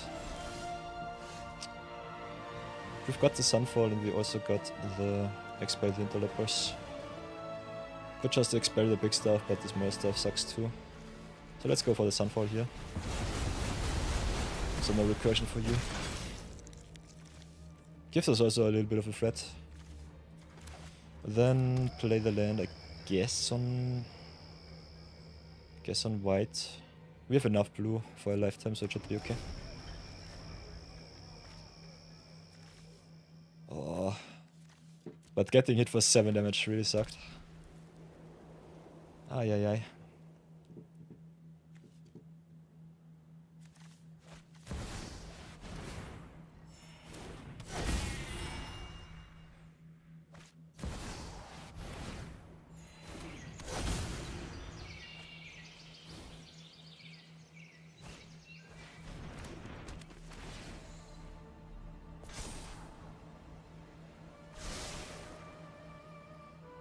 Yeah, they draw 1 million cards, cannot do anything against it. But yeah, they play all of the mythics and they just play whatever I have in my pile. Can accelerate Swiftfoot Boots. Can get rid of their creatures' abilities. So that's still fine. So let's get rid of the boots first. Their stupid Palantir having Indestructible sucks so bad right now. To give it to them. So what now? At least we can get rid of the Cigar, the Splendor. We already played one spell, so I think the downpour is possible.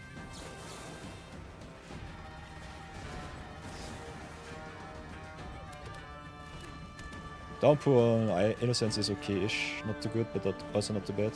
So let's pass for now. See what they do. Maybe I should have also gotten rid of the Cigar Splendor, but yeah.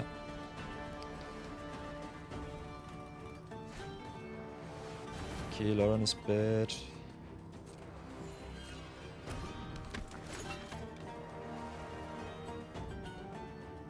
Yeah. Destroys the token over the Seam Rip is interesting. Brave the Sands. Creatures you control have vigilance. Each creature you control can black an additional creature. Uha, this card is nuts.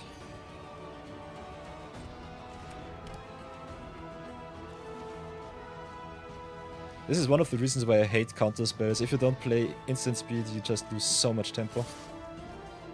Yeah, okay, they can smack me for another 2.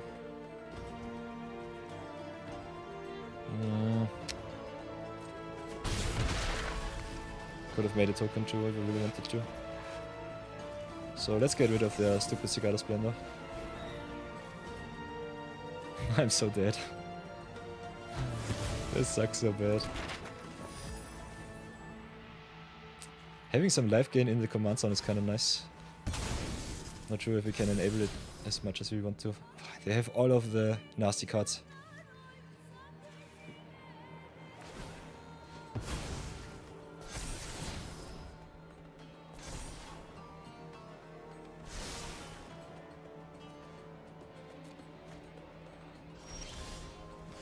This sucks really bad, unfortunately.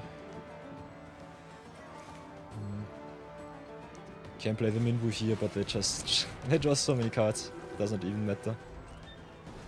They just outvalue me with their card draw. And I hate to play against an indestructible Palantir, so I think I will concede next turn. Yeah, this sucks too much. Let's concede, go next. Don't waste our time with stupid games that we cannot win.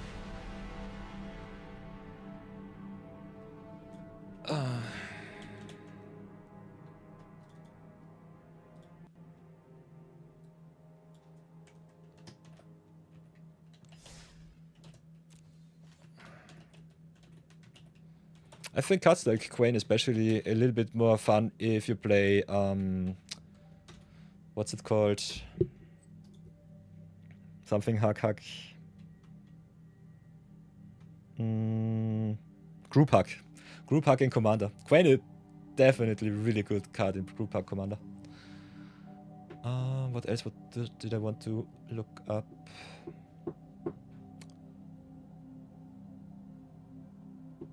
Wanted to look something up, but I forgot.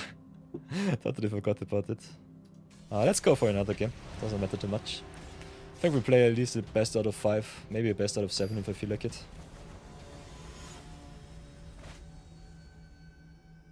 Oh right, I wanted to have a look at how many rares and mythics we play in the deck.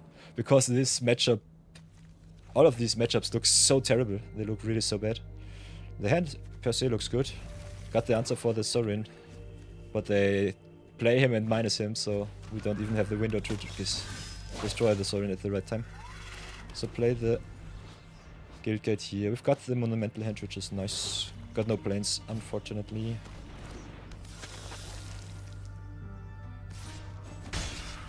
Still, just having the answer for the Sorin is good enough. And we can get one of their creatures expensive, but it doesn't really matter too much in the face of the Sorin. Kind of want to double spell. Don't really have the option to. Also, Kwain kind of bad in drawing their opponents into their big vampires. Cost already 5. Yeah, let's make that talisman cost 1 million. Just keep it as is. Mono black aggro it is. So they can cheat into play the Bishop of the Bloodstained. Draining us for every vampire, otherwise they can just go to town with the Incaster. Yeah.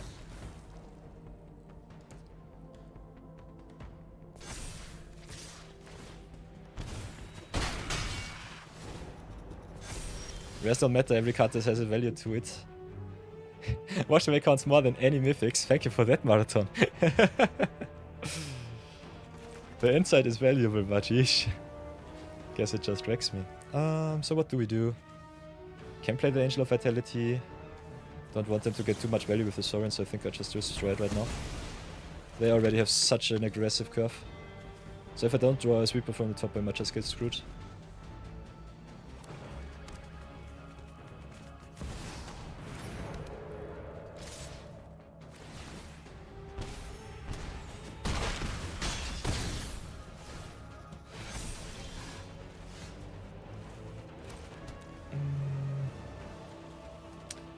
Twilight Prophet is really bad, I don't have any removal left, so I guess I'm just screwed.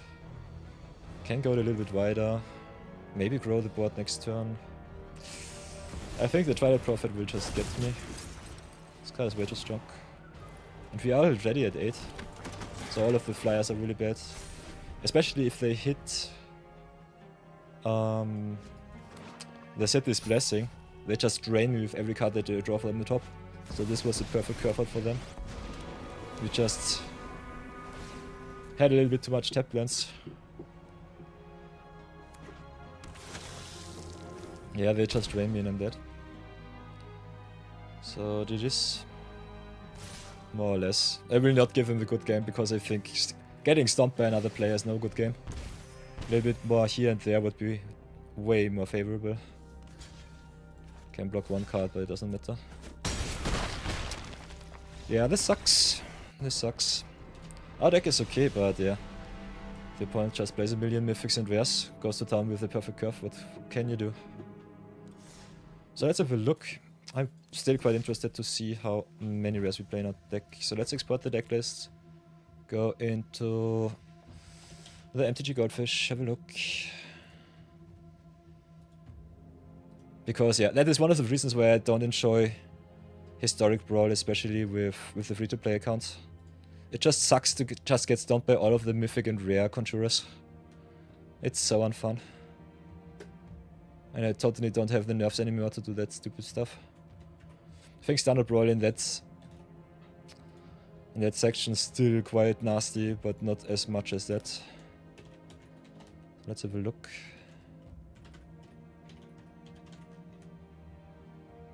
Save it up. So as you can see, in paper our list would be quite budget friendly, but it sucks at the same time. We only have 25 rare and mythics in the deck, a lot of commons and uncommons. But yeah, let's see if I can squeeze out 1 or 2 wins. Think playing Kwain fair is definitely not the way. You have to get rid of the nasty draw for the opponent too, and then I think it's fine. Other than that, I think we're just screwed. Still a rather awesome card. I think Lauren is also definitely playable. But sometimes you just have bad luck.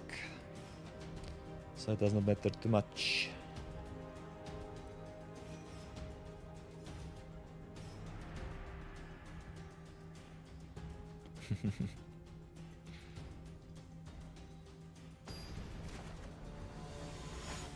I would love Wizards to give us the card counts and the numbers for their algorithm. I find it so stupid that I play more uncommons and commons in the whole deck than I play rares and get paired against rare.deck. What the heck? Wizards, what are you doing? Would love me also some budget Brawl, maybe some commons or uncommons restrictions in the Brawl queue. Would be way better than this stupid stuff. But yeah, we're playing Glyphic Fleet's Dominance, so mono red Devotion it is. With a rather solid keep. We've got some removal for the Glyph. Glyph is normally a curved topper, so we will see him at the least opportune time. When he flips, we're just really screwed, so I have to get rid of him as soon as I can. Might still have to draw the opponent in a little bit of more action, so I think I'll start with the Kwain here. White Blue also struggles a little bit with the ramping. We don't play any ramp cards besides the Arcane Signets. Interesting, they don't want to see the Kwain on board. So I think value-wise we are definitely far behind. Oh, nice. We have a lot of toolbox, so I still love me what I see so far. Okay, they have Judgment is really good against Devotion. We'll be searching for the second blue source. Might have to get rid of the fear of missing out here. They already have 2 cards in grave for the Delirium. But still have some time, so maybe keep the Get Lost back for something more impactful.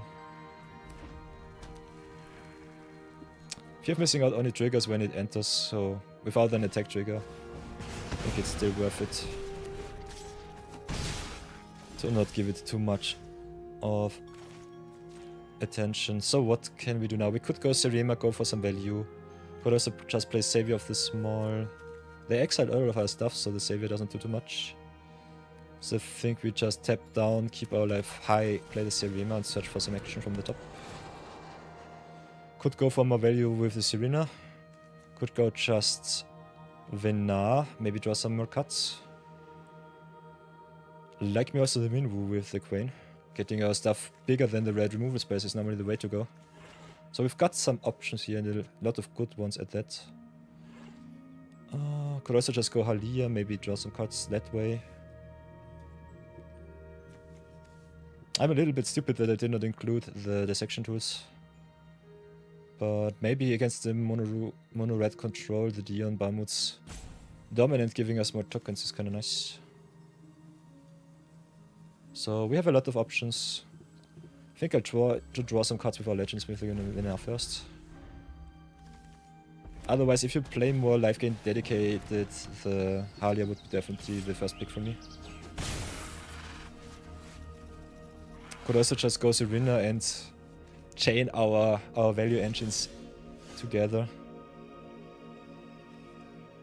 Oh, okay, what can we do? Kinda like Savior of the Small with the Serema, just tapping it down, giving us back a 3-mana creature. So the Venar should be kinda nice. Let's see how this will work out. Let's play the Venar and see what they do. Crew up for once. Also, Serema being able to giving our Kwain instant speed and indestructibility is kinda good. Ah, Savior only gets creatures back, not permanents, unfortunately. Otherwise, this card would be a rare. Still quite strong. Uha!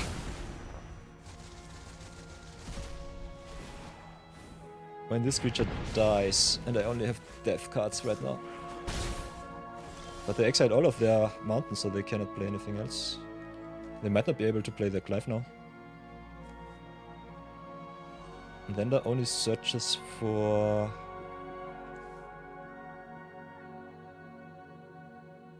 I would love to exile the Caldera Breaker right here and now. But I unfortunately cannot. Would be also awesome if you destroyed with the trigger on this deck, so that's something.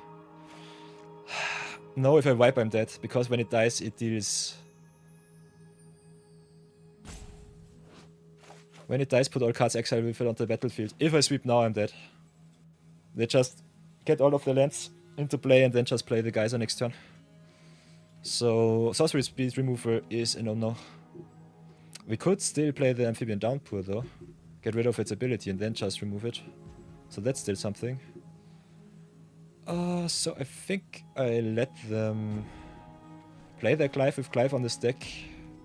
We'll just Amphibian Downpour the Fee and the Caldera Breaker. Play it like this, pass for now. See if this works out. They might have just screwed themselves.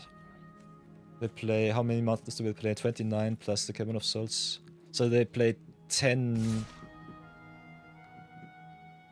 non... Ah, maybe should have enchanted the Caldera Breaker first if they have some sacrifice outlet.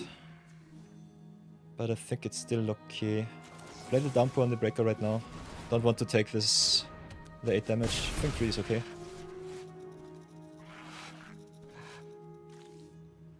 So now they can decide if they want to play the Clive. I will definitely sweep next turn though. Ah, and it still has... Whoopsie daisy. It still has the free red mana pips, so that sucks. So yeah, but cannot do anything against that. I had to play it like this. Oh, yeah, now I can decide if I want to slow roll the Day of Judgment, just get rid of the Clive. And with the draw 7, I think that's the play here. So what else can we do? Could play the Kwain. Can play the Get Lost. Kinda like playing the Saviors as small though. I think we slow roll just with the removal. Sweep them next turn. I get an extra combat step too, so I have to get rid of the fear of missing out too.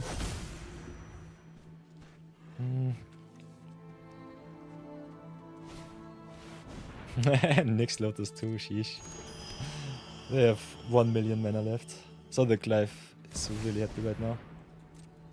Okay, Screaming Nemesis it is. They can smack me for another solid 9. Have to get rid of the fear of missing out right here. Otherwise I'm just dead. So let's get rid of the fear so that they don't get a second battle phase. I'll just sweep them next turn, I would say. Should have done it different. Emergency Eject gets rid of the Notos and the Pantheon. The Get Lost not. The Get Lost only gets the creatures, enchantments, and planeswalkers. So the second punt today. Punt counter going quite strong. Ay, you hate to see it. They could have also flipped the Clive. Yeah, I'll take the damage here. Sweep for free. Maybe draw another land, which would be nice. Yeah, the draw 7 with the Clive was just obnoxious. Okay, at least we've gotten another land. Let's go for the blue source here. And sweep the board.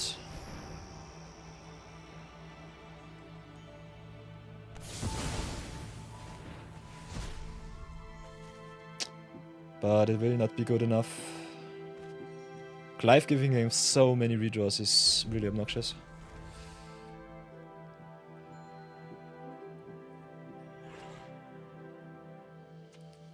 Let's see how many spells they can play.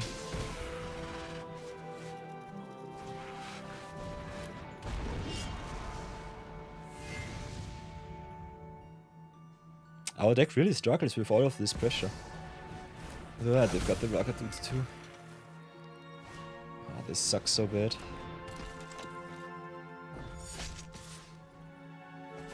Yeah, but as you can see, we play against rare mythic deck.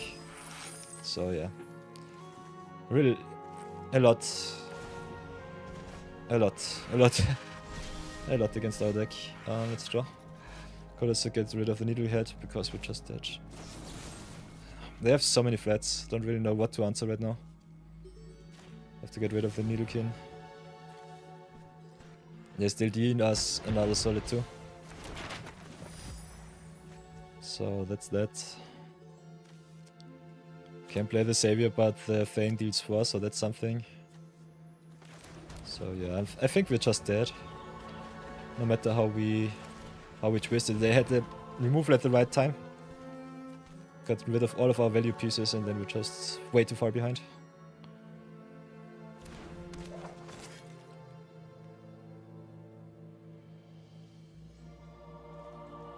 I hate it when they good game us. This is so obnoxious behavior. Don't be such a jackass. This was no good game. You just smacked the floor with me. This is so infuriating. Get the hell out. Take your win and leave me be.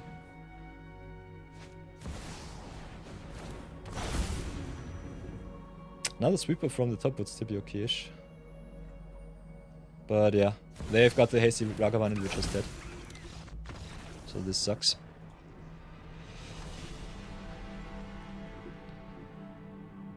Oh, yeah, that's what see you next week is for. Yeah, I don't know. Especially competitive players are such trolls. They are so unfun to play against. I've said it before. Played against Florida Man. I think, what was it? 3 or 4 days ago. He also, I've looked into his stream, he was so obnoxious. It was the last game of his stream and he was just, oh, come on, but concede. Instead of him just playing out his stupid combo. Don't know what the players have in their heads. They should just play the game and be done with it. It's sometimes so tough. But yeah. Cleanse ourselves, regain our good composure. Being ill-minded doesn't do us any good. Be as cautious as possible. Just have a lot of fun. Unfortunately, I think we don't have a Hellot Fountain.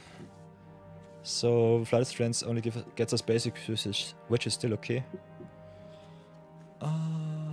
What lands do we have? This is one of the downsides with the untapped. I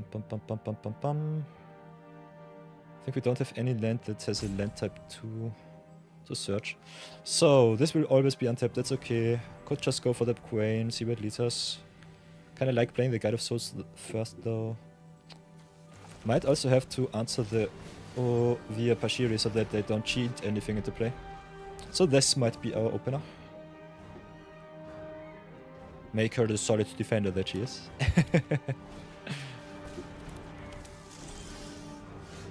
Okay, Cat Collector plus Guide of Souls is really nice.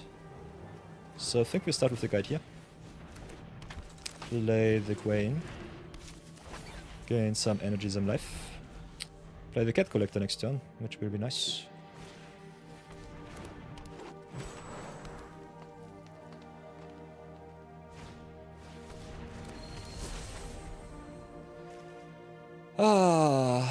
Sorry to yap so much today. Don't know what's in me, what's driven into me.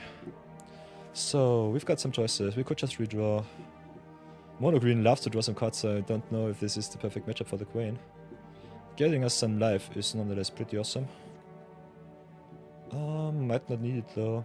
I think getting the value with the cat collector definitely good. Gaining some life, gaining some energy. Could gain 1 extra life to pump up our Guide of Souls, which I think we'll do. Let's have a look what's on top. Maybe it's a tap plant. Ooh, Halia is also nice. So let's go play the Flooded Strand, search for a plains. Halia is really nice.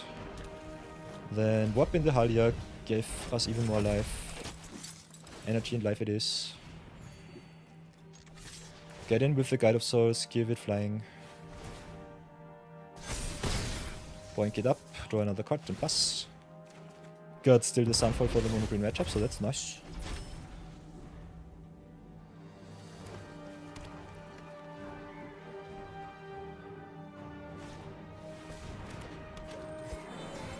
And of course they have the Raffellas in the 99. You'll love to see it. So now we've got some choices to make. I think the trade-off is rather awesome for us right now. Not sure if I even want to draw them another card. What else can we do? We can play the Halia, gain some life. Can just make them play off all of their cards. Zoroark raises us pretty bad. And we still have a solid backup plan. So I think we just go in with the Guide of Souls. They can replay the Ovia Pashiri, we don't have any answers right now. So now I'm debating if I want to draw another card for us both. Kinda don't want to. Let's rough it like this. Get a big 10-10, which is really tough to deal with. Should be okay. Should be okay like this. Could have also sacrificed our creatures, maybe get them back with the Savior of the Small. Not sure about that though. Let's see if we can raise him with the token.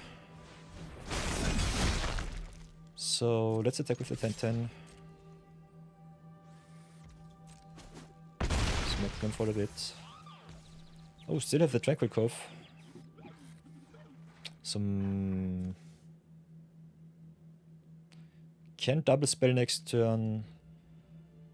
Some Messenger into Savior. Play the Tranquil Cove. So I think we'll do it like this.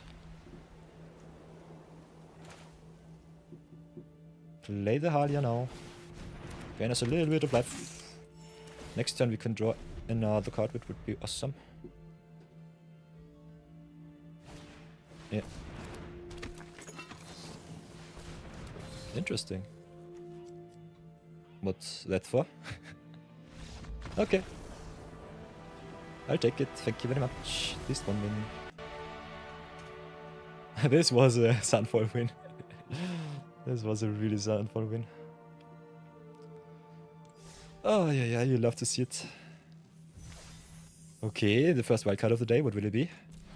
Ooh, another Spike Shell Harrier, nice.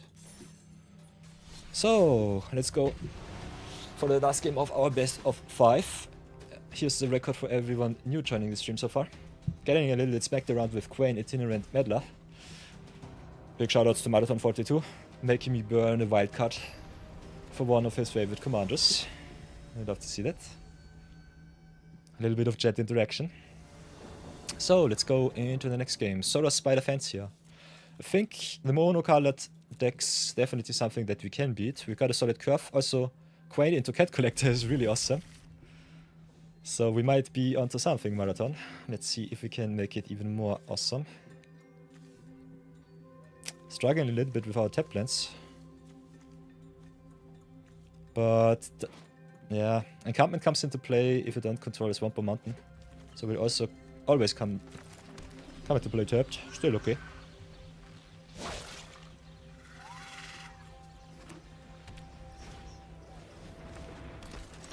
Sora also a really nice spider life gain commander. I can decide if I want to curve out a little bit better or just go to town with the Kwain. Maybe draw into another untapped source.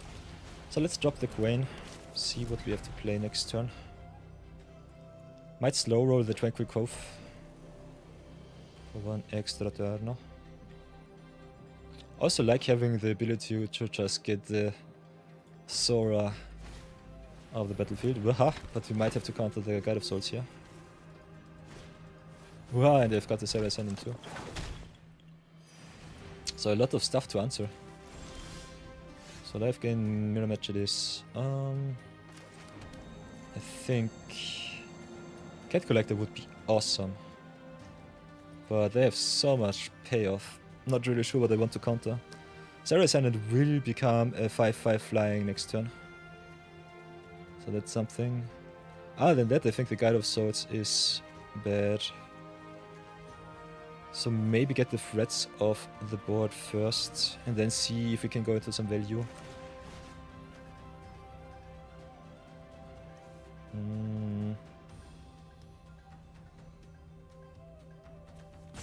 It's either the Sarah Ascendant or the Guide of Souls. I think Guide of Souls is long term a little bit more of a problem. So let's pass for now. Only being able to answer one of their stupid creatures. A little bit tough. Nonetheless, awesome deck so far. Their deck list looks really competitive. They play all of the good stuff.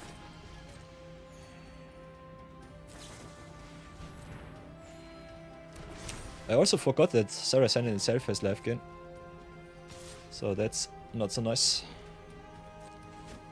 So I think we just have to draw a million cards and pray that it's good enough. Giving them the card advantage. Especially with their deck. Not so nice, but something that I have to endure. Oh, we don't have anything that comes into play untapped. So let's go for the Collector first. Then play the Tranquil Cove, I would say.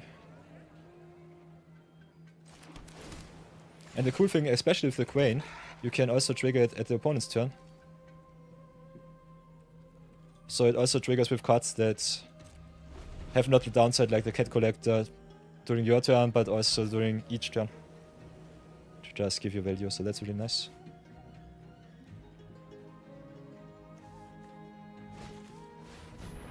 Also, we have drawn the Minwu, which would be really good to see growing into a big solid threat.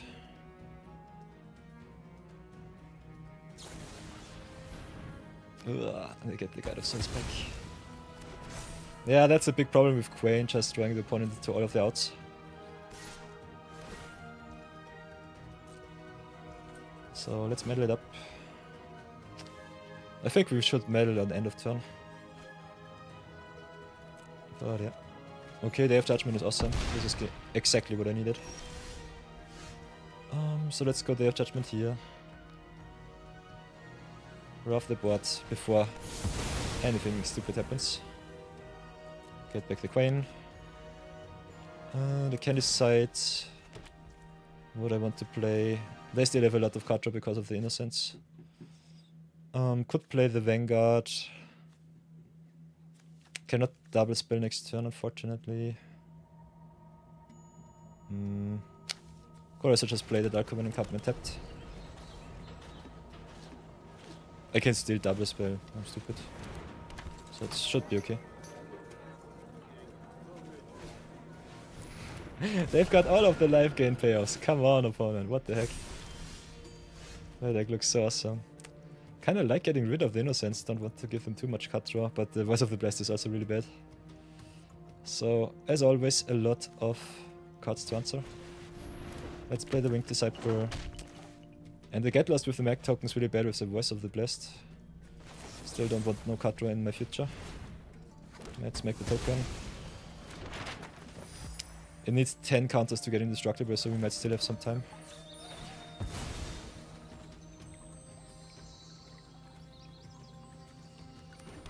And then I think I slow roll the Leonin Vanguard to double spell with the Minwu next turn. So let's pass for now. We've got some jump blockers with the bird token, so it should be fine.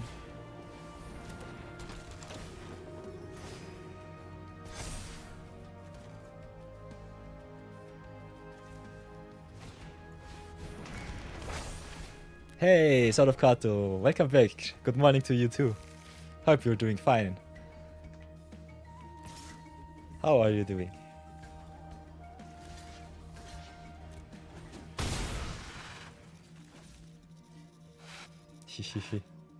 Pot friend looks really awesome. Is this a global emote? Yeah, it is. You love to see it. Awesome.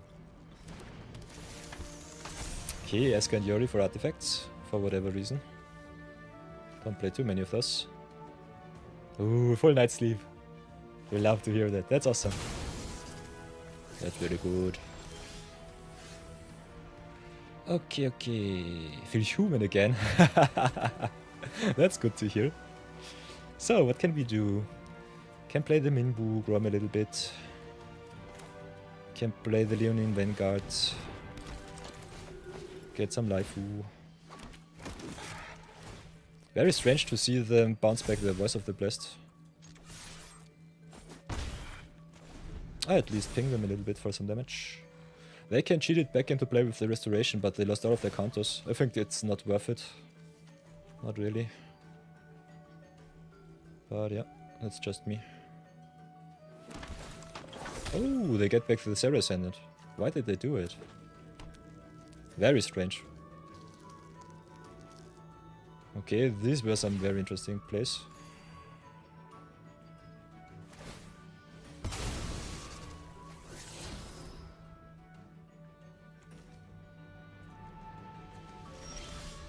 Okay, Stroke of Midnight, really nice. Restoration of a Ganjo gives him life, is not so problematic. We can't double spells, I think we go with the Twin Blade first. Make more birds. Got the Kwain as a backup plan. Get rid of the Sarah Ascendant before they draw too many outs.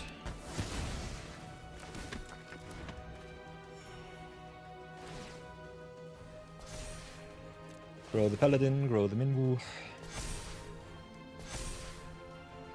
Get in with some of the birds, I would say.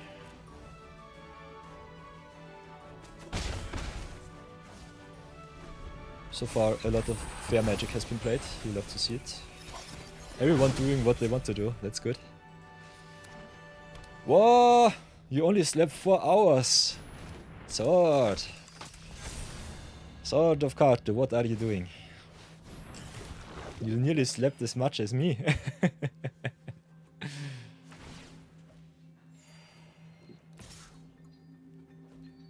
Okay, they smack us for a solid 4. I think I will just jump block with one of my birds.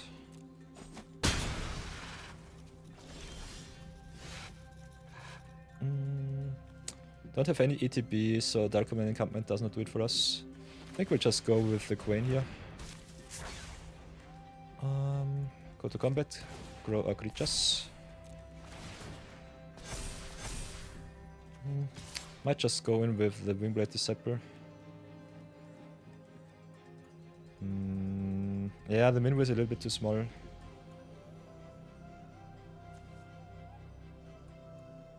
So keep the bird token back, I would say. No, I don't really have to. We've got 2 big creatures who grow with our food. So that's nice. So pass for now. Should be okay-ish. Next time we can draw some stuff with the Kwain. If they let it live. So that's good, G.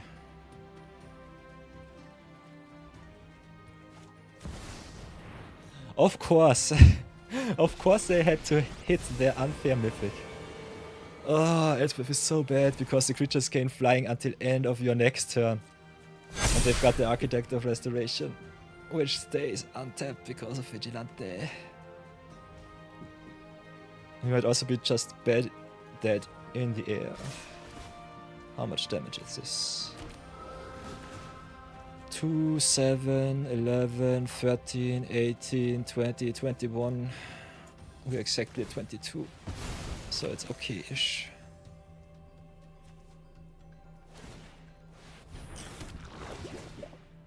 I gain a lot of life. I think we should live? Question mark? Yeah, we live somehow. Ah, this sucks. So what can we do? We can gain some life back, so that's nice. Can we get rid of the Elspeth is a question. Yeah, I love Elspeth Stormslayer. This card is so fair. So what can I do? Can witness protection the Architect of Restoration. Could also draw some outs with the Kwain maybe. I think we'll have to maybe draw another card, gain some life. Star Charter is nice. Can definitely shrink down their Architect of Restoration here. So that's okay. Then we've got also the option to make some tokens with the Dalkavan encampment. They only have 2 blockers, 3 blockers. So they can block all of our floor creatures. We don't have too much oppression. So I think we'll have to do it like this. Activate the encampment, get some more tokens. Gain some life, grow our creatures. Get at least back to 11. Oh, hit the Elspeth for 2 in the air. They can block 3 creatures, so we have to attack with everything, unfortunately. If the Elspeth lives, we're just dead. So that's that. And we need all of the damage. They can exactly jump block. And I think we're just dead on the crackback because they pumped all of their creatures on board. Ah, Elspeth sucks so much, I hate this card. She's way too strong. Static abilities on Planeswalkers also suck real bad. At least the Minwu has Vigilance. So, as long as they don't remove the Minwu, we might be able to live. But we've also drawn them another card, so I'm not so sure about that. Ah, we're so close to greatness and then this stuff happens. Sound is A-okay. Grows and draws, but that will not lose me the game.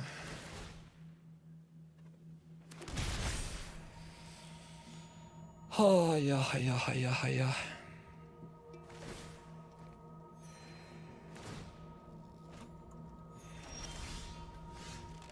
Okay. Aura Sight. Big shoutouts to Yoira and Oski. Doing something. Might have to get rid of the front spider here. They have a lot of good blocks, so we cannot really attack with the Minwu in, unfortunately. Would also love to draw me more cards. So maybe Kwain first. See how much we get punished.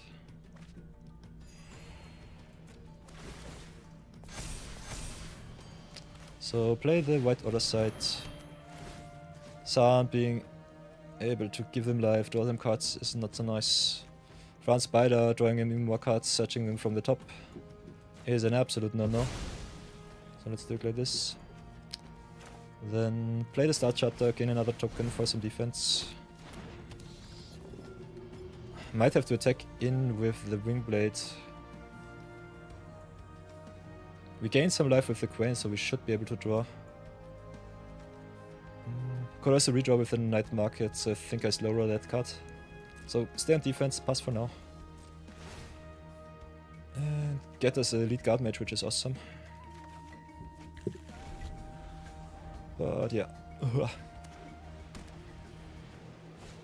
Rather happy to see us live against the Elspeth.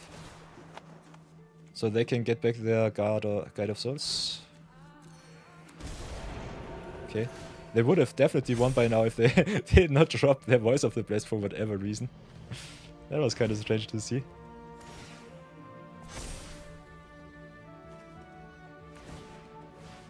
Also, I think the Voice cannot attack as long as the Extraction Specialist is on the battlefield. Yeah, cannot attack or block.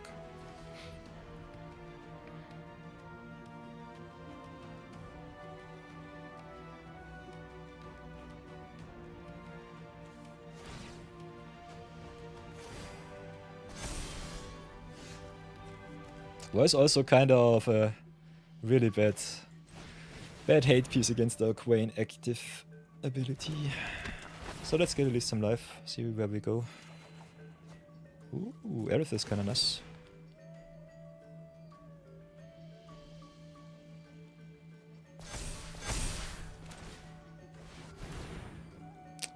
So at the moment we're still looking kinda okay-ish. Opponent at 66. That's really nice. Let's cycle the Night Market. See what they hit from the top. Could have played the Flight Stand first. Yeah, maybe it's just thin out the deck a little bit. Got punished. Not really punt worthy. But definitely a play that you should consider first. I think I'll pass for now. Gain some life with the guard match, so we can get something from the top.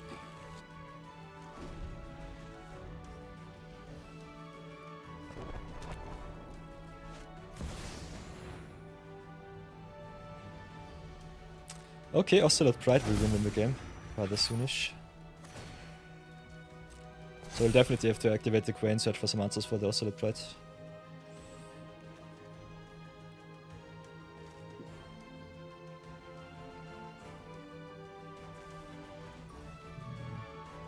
Still have the Sunfall left in deck. I think Sunfall would win us the game on the spot. Which is kinda nice. Nice to know, good to have.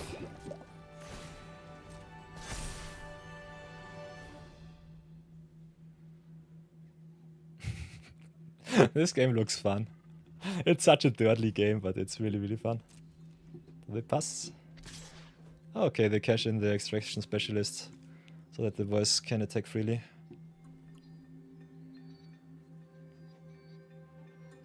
Definitely like getting 1,000,000 life for the Twin Blade Paladin to grow even more. So I think I cash in.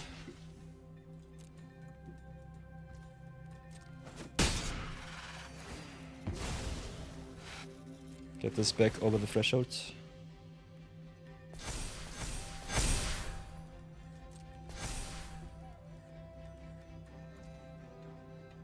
Do the interjump. Okay, end of turn. They draw. Can draw even more cards if they really want to. Giving them the life is bad. But I think we still need some outs for the Ocelot Pride, otherwise we will lose to the tokens. They can make a lot of infect tokens with the Mirex. And the Pride doubling up their tokens is really bad. So let's go draw another card. But I think we just lose to their value.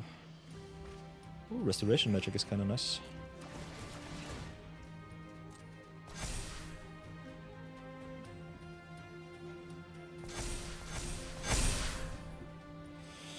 So, what else can we do? Play the command tower. Can also search from the top. I'm stupid, we got the Monumental Hage the whole time. I did not use it. I could have searched for a lot of our legends. So that's something. Got 1,000,000 jump blockers for the Voice of the Blessed, so it should be still okay. And then I think we play the Glimmer Seeker here.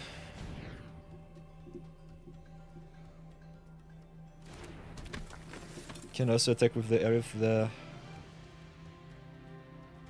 How much do we need? 5. Ooh, I might have misplayed here. Definitely should keep up the permanency control against Hexproof and Indestructible with the Kiraga. That was a little bit of an oopsie.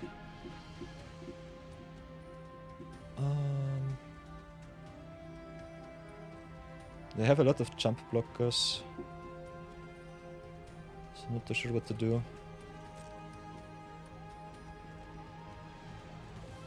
Could still just attack, see what they do. We have a lot of life gain, so it should be fine. Now they have only one flyer. So let's test them a little bit. Definitely should not have played the Glimmer Seeker there, but kept up the Restoration Magic for us. So it was a big oopsie.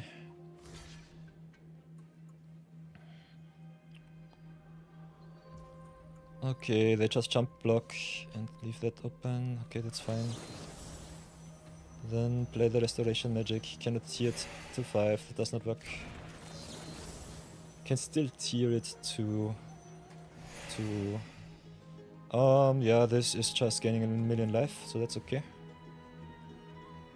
So maybe just target anything else in the menu. Could still just target him just for kicks. Get a flying token, which is good. Gain some life, pump the team. Gain even more.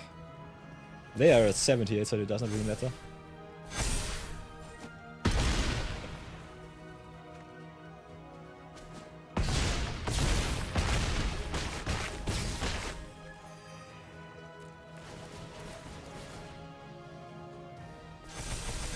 Yeah, not being able to keep up the restoration magic was a little bit of an oopsie.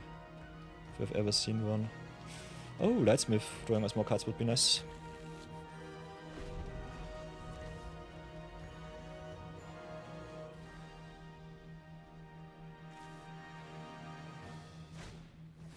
Ooh-ha, Sanctifier.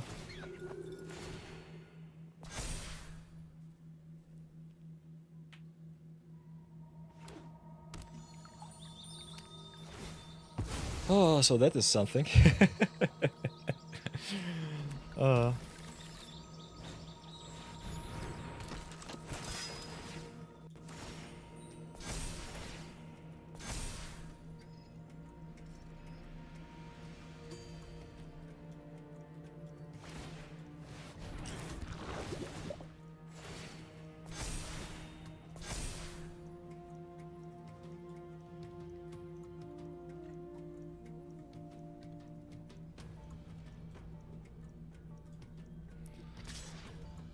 Ay, ay, ay.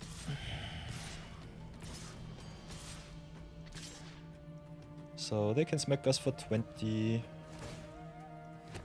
Make a lot of tokens, get a really, really high amount of life. Voice of the Blessed also having vigilance is kinda nice. Will definitely block the infect tokens here. Don't want to add to the infect. Ah! Another pump. Could have blocked another creature.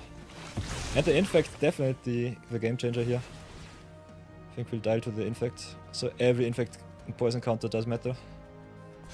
So pump count up to 3.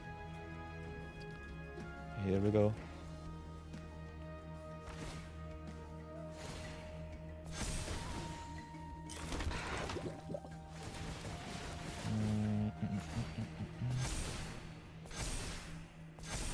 Sun does not have reach, so that's okay. This game is just bonkers. Ooh, Cosmogrant Zenith is also nice.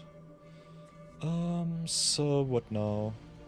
Could play the Cosmogrant, could play the Suns, the Lightsmith first. We need some answers, so I think we have to go Lightsmith into Cosmogrant. Whoops. And we've got some ads, unfortunately, sorry for that. Would love to make a break here, but cannot, unfortunately. So that sucks. So let's draw another card first. See what's on top. It's just a ledger.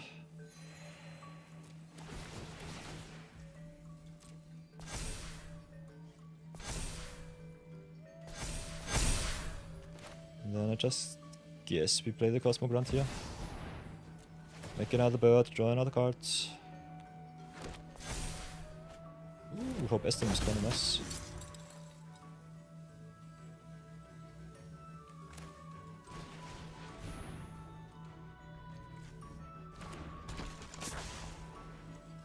Adacha is also kinda nice if you live in another turn. So that's good.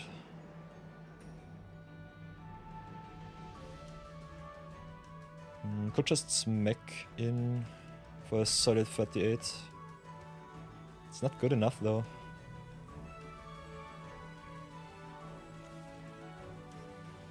Can definitely station up the Adacha. So that's okay. Station up for 12. Then I think we pass.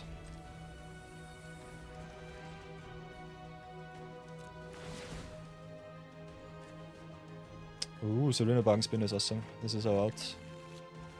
If we live for another turn, it should be awesome.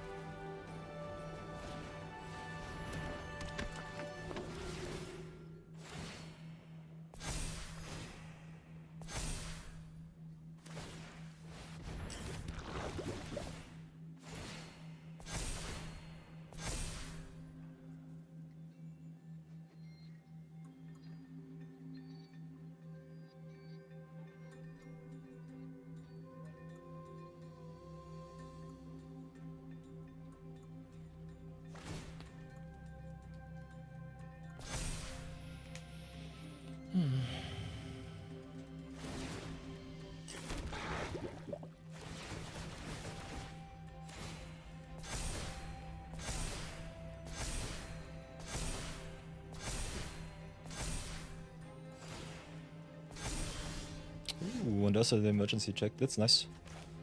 So first things first, let's go Serena and search.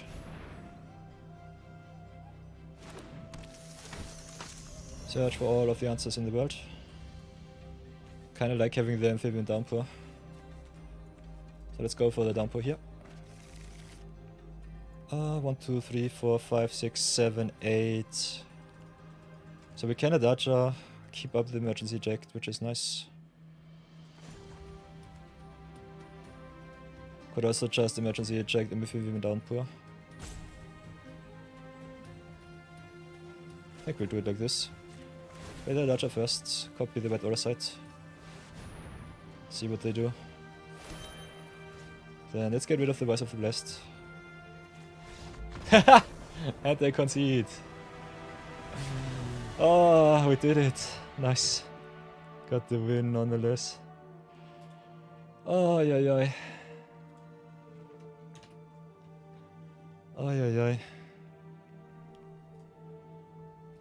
Oh, so welcome back, everybody. Sorry for that ad break at the worst timing. But we've won the game. We have won. Oh, yeah, yeah. Oh, mega GG's. We've top decked Serena bargain spinner from the top. And gotten ourselves to a nice, nice win. Ooh, that was a long, long game. Serena into downpour was really nice. So let's go into the deck tech, have a little looky look there. And then close out everything that we have. So everybody, it is time for the deck tech and maybe for some recommendations too. So Kwain, Itinerant Meddler, one of the more fun group hack commanders, definitely awesome. Like that card, so thank you Marathon 42 for giving us this awesome commander to build around with. I think our cast 2 spells strategy worked quite well in the fair matchups. We gained some wins against mono green and mono white. I think all of the monocolored decks definitely strong enough to race us. So as you have seen in our mono red matchup, which was quite obnoxious, we could not get the right amount of we couldn't get the right amount of tempo to outvalue the opponent's card draw in the Clive matchup. But other than that, I think Kwain still have some very, very good abilities in giving us life, getting us card draw. Did not see the extra card draw abilities, but other than that, the cast 2 spells, cards like the Wingblade Disciple, were really, really good. Like to see them. I think also our value engine is quite nice. We've got the Serena and we've got a lot of lose all of your abilities cards, which you definitely need if you want to answer the opponent's cards on an angle that they might not be able to answer fast enough. Other than that, I think all of the Enter the Battlefield cards like the Elite Guard Mage or the Cloud Blazer were really awesome. And I think our sweepers came in clutch at every time, so definitely play a lot of sweepers, especially in Historic Brawl. I think the sweet spot normally between 5 to 7, something like that should be good enough. Other than that, play a lot of maybe enchantments, maybe also some cards that hit everything on the battlefield. And definitely pack in a lot of card advantage. I think Serena came in clutch as always. Serena was awesome, Guard Mage, Cloud Blazer, Halia. Not sure about the survival cards. If you play more tap down cards, like Serena, I think it's worth. Especially if you have some vehicles where you can instant speed do some awesome tricks. Other than that, they are just not good enough in my opinion. Other than that, you could always just get into the rare and mythic slots, have a look at all of the good cards and just smack everything in. Would definitely like me some cards like the Stoic Star Captain in, like the Reluctant Role Model. Grand Abolish are definitely especially good against all of the blue cards, as is the Voice of Victory. So you can go smack bang, rare dot deck. I think it's definitely worth it to give it a try. And definitely also consider cards like the Narset to maybe just force the opponents to draw no extra card. Narset Part of Ways is really, really good.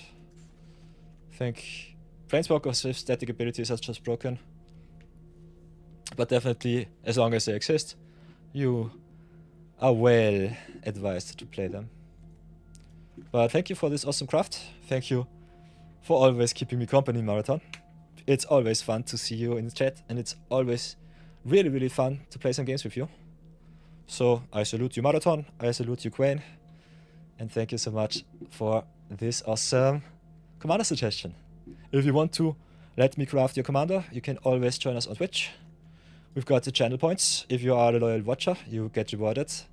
We've got a lot of wildcards to burn. And as you know, I'm not allowed to craft anything with the wildcards, so they wait for you to be claimed. And you get a lot of good shoutouts and some awesome games too. So that will it be with this episode.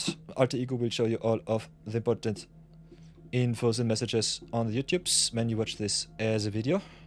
If you're live on the stream, we will continue, have some more fun little brawl games, and ramp our gem count up once again so that you can splurge them in some drafties. So until then, thank you so much for watching and keeping me company, and let's go again.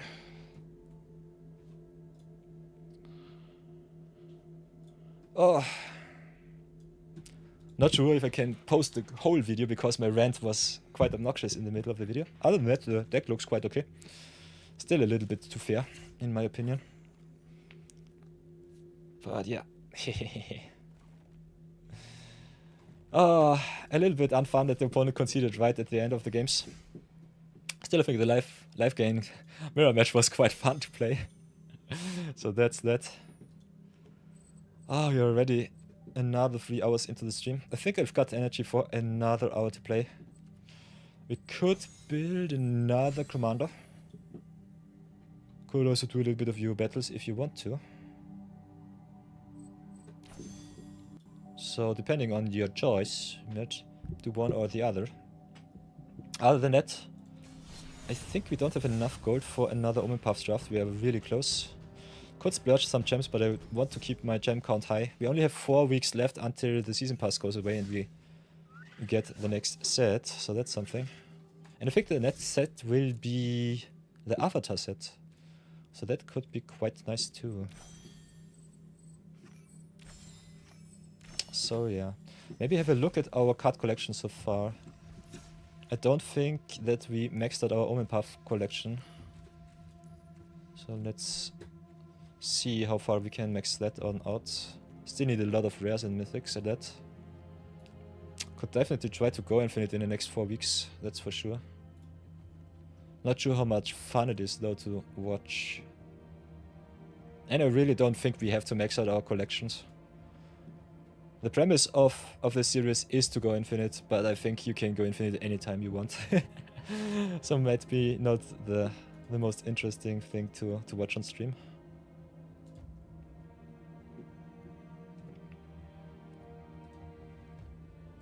Other than that, I think we have most of the most important one-offs so far. Would love to play a little bit of Corneos. I think this card is kind of fun. Would also love to play a little bit of Uharis, so I think we might still have to play a little bit of limited.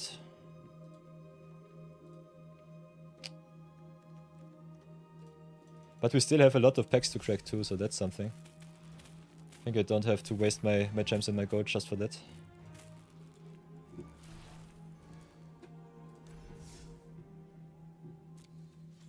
But I think so far we've earned it, so maybe just go into some more OM1 limited. Draft one draft and then just call it a day. So let's go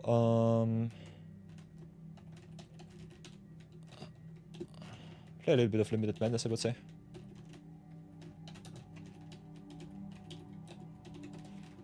Because especially in the hours where I stream, I see that not many players draft. And I think getting some draft experience through some streaming, through some videos is also kind of nice. So everybody, here we go. As you can see, our gold and gem count a little bit low, but I think it's still worth to draft a little bit of OM1. We still have some commanders to play with. So let's go even lower and risk it all for the biscuit. And see how far we come with another limited madness edition. See if the players still want to draft OM1. That's the next thing. If you're on stream, you can definitely also join a draft and play against me if you want to. I think that's possible. So here we go. Let's see what our pick 1 pack 1 will be. Or our pick 2 pack 2. So we've got some cards which are really nice in chosen by Valgobov. I think if the opponent does not have anything to answer our creature or the enchantment itself, you just cannot die, so that's really nice. Got also the Alessos and Brass, so rather awesome white-green pick up. There are not too many auras and equipments in the format, so that's something. Other than that, we also have the spectacular tactics to consider. Could also go for the dual land here. For the villains, we've got the Vexbot and the Crush, which is nice. Especially the early flyers in this format are quite nice. But I think I will have a look how good the Chosen by Valgarwolf and the Lesser and Brass will get us. Chosen by Valgarwolf also really good with the Web Weaver in blue-white, so that's something. So what else can we pick up here? Not much in white and blue for us. Aces is okay, Basil is also quite fine. For the villains we've got the Teal and the Arala or the Vectu. So we could still decide what we want to play. Maybe pick the powerful cards before anything else. Kinda like me the Arala, especially in the modified deck too. Otherwise we could just cut off all of the white and force the opponents to give us white-green. So let's make the fringe pick here. Ooh, there's the Serena. Okay. Serena and Perilous Launch is awesome. So that's really good. Other than that, we've got the Deathflame Blast and the Razorkin. Kinda like me this pickup though. So let's see where we land. If it will be blue, white, green, modify. If the opponent lets us have some fun.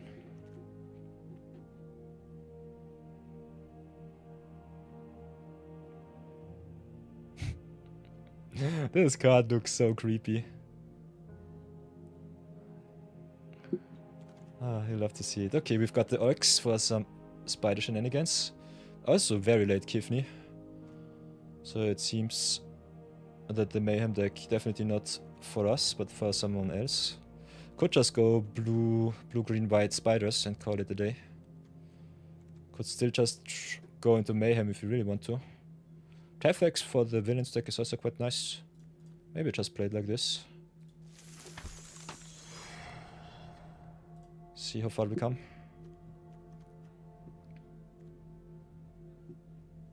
Orcs is also a really awesome value card. Yeah, it seems as the opponent wants to push us a little bit into the villains deck here. Kinda like me the University Campus for some splash. Other than that, Scout the City is okay, but more for black-green. So maybe take the Snatch pick here. What did they get us? Okay, they gave us the Scout for whatever reason. Every Gravestone is good. For some recursion for villains. Other than that, the Valet, the Kefon. Like the Valet especially with the Enweb deck, so that's that. Snatchback is good. Carriage, in my opinion, unplayable. We've got the Scions. But also the Skivix right now. What else do we have? We've got the Marco on the case. Symbiosis, not so playable in my opinion. Got also the Deathflame Blast. Could just be fun and play the Science of the Earthspader. It's not playable in this format. Skivix is really playable because it's also a mono blue card if you wanted to. Also got the Celestial Archivist here. So I could either take the Marco or the Archivist. Could just try and go into villains because it seems that villains is open. So yeah, we've got some choices here to make. Still green fixes the best, so I think I'd try to go base color green. Not the best for the villain deck, but still okay. Now we've got the Scorpion Sting and the Clutter Cluster. Also the Sun here to fix us even more. Could just force villains if we really want to, but I don't see the value in that right now. And I love me the Clutter Cluster, giving us life and some spiders that block really, really well.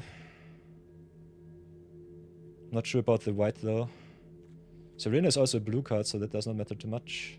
Can search for the Chosen by Valkarov, which is nice, but the Scorpion Sting is too good. So maybe we take the Sting in the cluster here. Now we've got the Jizak. Get another Oris. Oris, in my opinion, just fine. Vectu is definitely a really good card. Also Experience really good. So yeah, it seems more like a villain draft than anything else right now. Like me also the Chisok, so I think I'll go for the Chisok and the Vector here. Okay, Secret Identity, got another Arala. Darval, but white doesn't seem to be too much open. We'll definitely take the second Arala here. Could take the Cruel Caragals.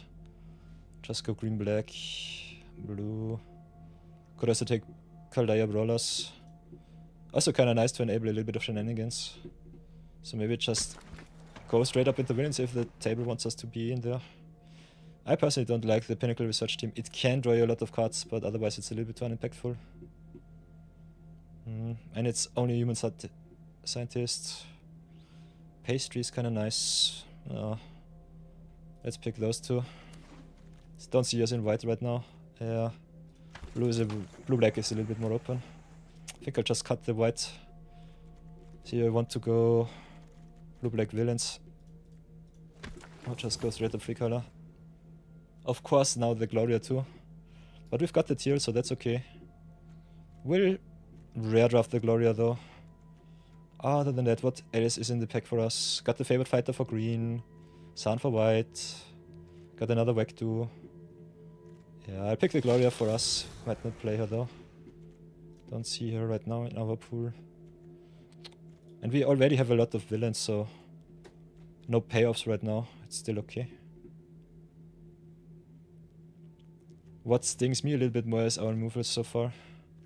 Ooh, we've got the Robotics Mastery to search with the Serena, that's good. So that's nice. Got the Janai in Hobby, but I don't think that we will play white. I don't really see it. Don't we have too many good white cards? Because the table pushes us more into villains. I'm inclined to pick more villain cards. Could still see me play the Jizak here. And that experiment is good.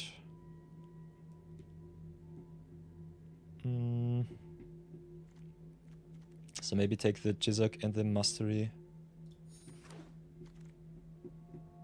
Yeah, we've got a lot of good green cards. Not too much black here. Black Splash with the teal is still okay. A lot of really, really late red cards. So it seems that no one is in red. Could also take the Scorbus Aims. Like me, the Arachnologist to fix our mana though, and the team up is a removal spell. So I'm a little bit more inclined to pick the removal here. I think green is open. Might get punished pretty bad. 6 spiders already, so the orcs should be fine. Maybe just play blue-green, splash a little bit of black for some removals. Take another orcs, take the lurking lizards. Just curve out. Snatchback is really good. So late, shock. What the heck, madness is open. As open as can be. Yeah, we're not really red, so nothing else for us. Could take another valet. But no synergies. Take the Greffon, take the Scrubber. A little bit of a strange draft right now. I think white was not really open. Green was also a little bit strange. Don't have any fixing, so that sucks. Maybe should have picked up the Sun. Don't really want to play the Valley or the Scrubber. Let's see how bad it will be. I think the deck looks still kinda okay-ish. Got some really good green cards. Not too many black cards, unfortunately. I think Brawlers will be a card. Vector might be a card. Skivix is nice. Double Teal is nice. Especially if the Teal could have forced a little bit more black.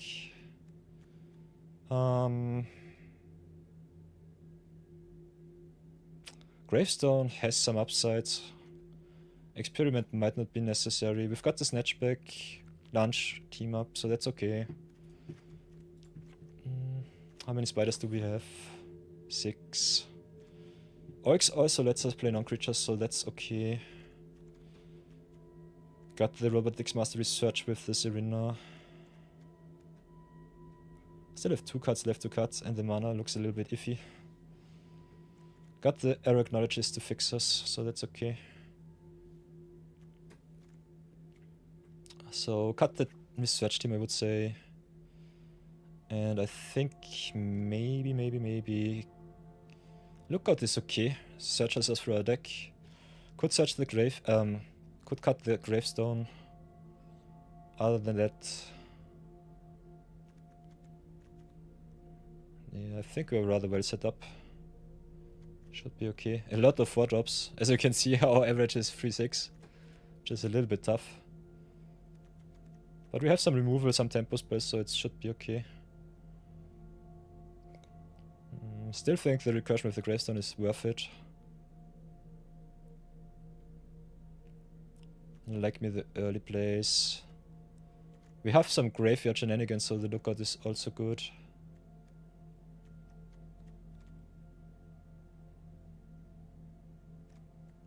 Have some flyers to get back, so the cluster is nice.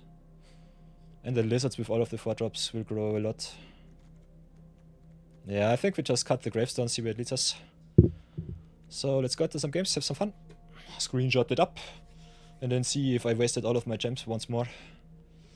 I think if I screwed this draft up, I will definitely have to reconsider my life choices. I think the only bad splash is the teal for me with the swamps. But yeah, let's see how bad it will be. If we picked up the sun, I would definitely play only one swamp. But it should be still okay.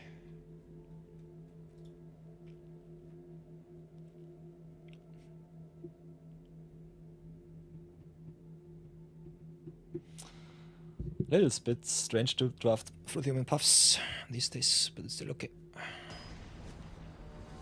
So here we go, game number uno against Larkins the Ambitious. Fleam. Does Fleam bring me luck or does he not? I don't know. Also Lurking Lizards is a villain, good to know that.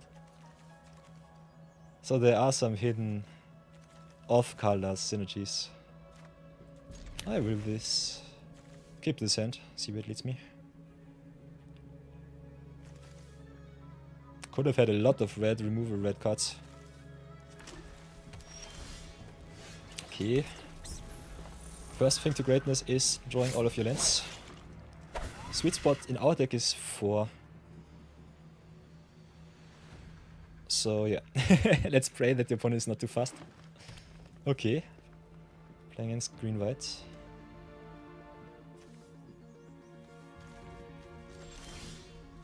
Okay, Mastery is nice. Play the lizard zum Pass. Okay, plays Basil. Taps a creature and taps a creature.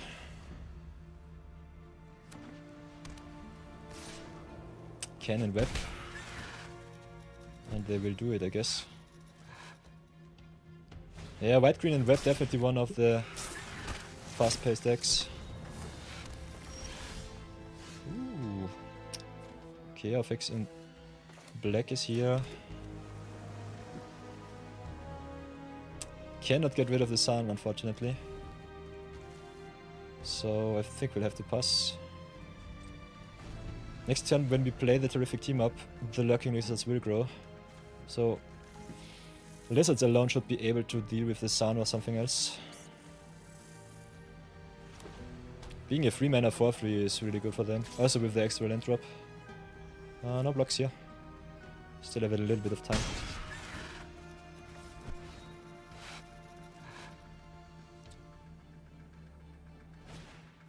And another sun. That's nice. Right, the city pigeons too. Okay, this sucks. Oh, we'll definitely have to play the terrific team up right now. Don't want them to enable too many shenanigans. Other than that, I could also just try to snipe their city pigeons. So I've got some options. Yeah, we'll definitely have to team up, deal the damage. Lunge fights, so that's also something. Then smack in for free. City Pigeons is such a good enabler for all of the spider cards.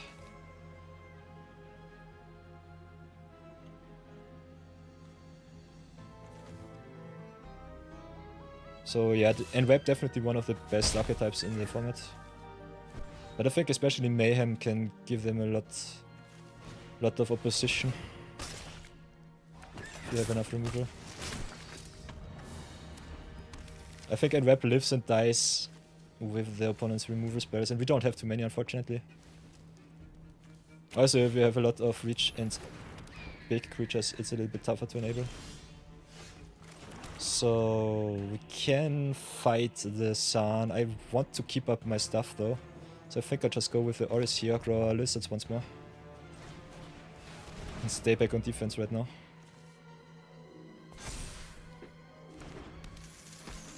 Lizards will grow really, really big. The Sun is a really good defender against the Flyers. So let's see how this plays out. Also, pillaging giving you food whenever it leaves is really, really awesome.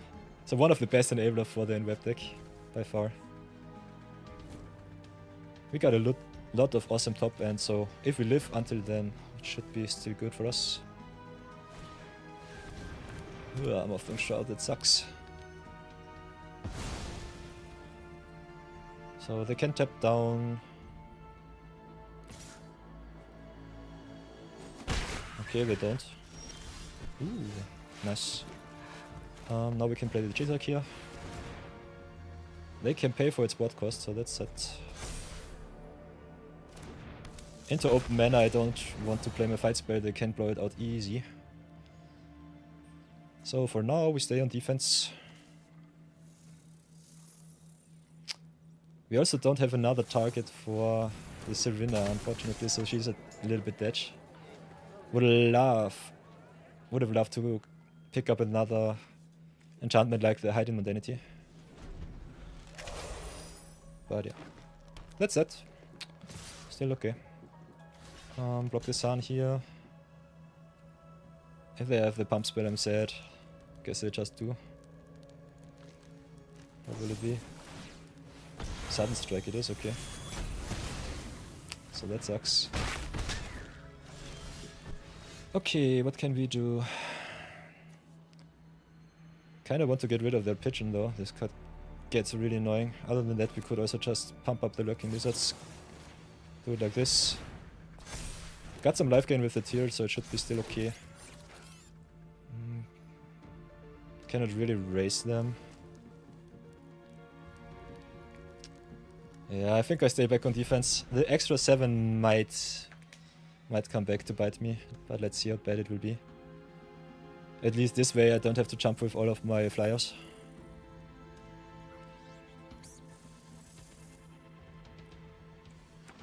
Could have also kept up the mastery at instant speed. I don't really want them to draw into an out. So that's okay. They can get as much food as they want. And Verilex is really bad. I don't have anything to remove that stuff.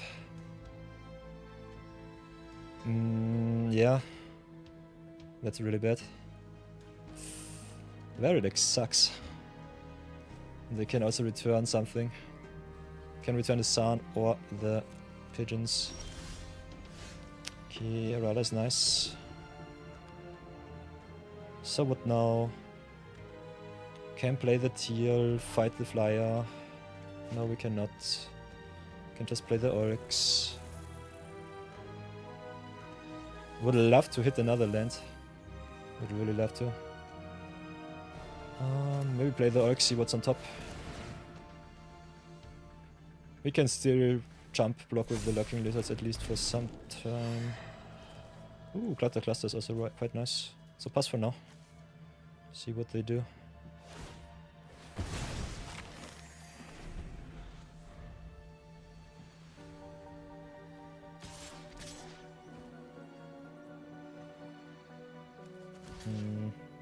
Yeah, I don't want them to enweb. It doesn't really matter too much. Giving them a big Variax that they can give trample is also kind of sucky. But I guess I'll have to do it like this. Take the 1 hit from the pigeon, then go to town with the robots and play the Clutter Cluster for my jump blockers. We could also try to raise them with the Lurking Lizard, so that's that. So let's go in first. Do I want to mill a card? Not really. Oh, yeah, I could have milled the forest. But I want my 7th land, so it's okay. So get them down. And whip the token.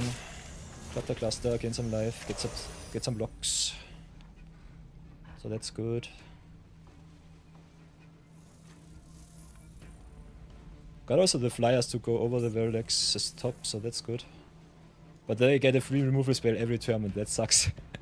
That's the most obnoxious thing about this board state.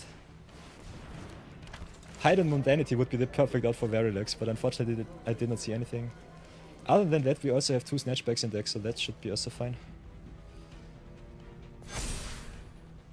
So, yeah.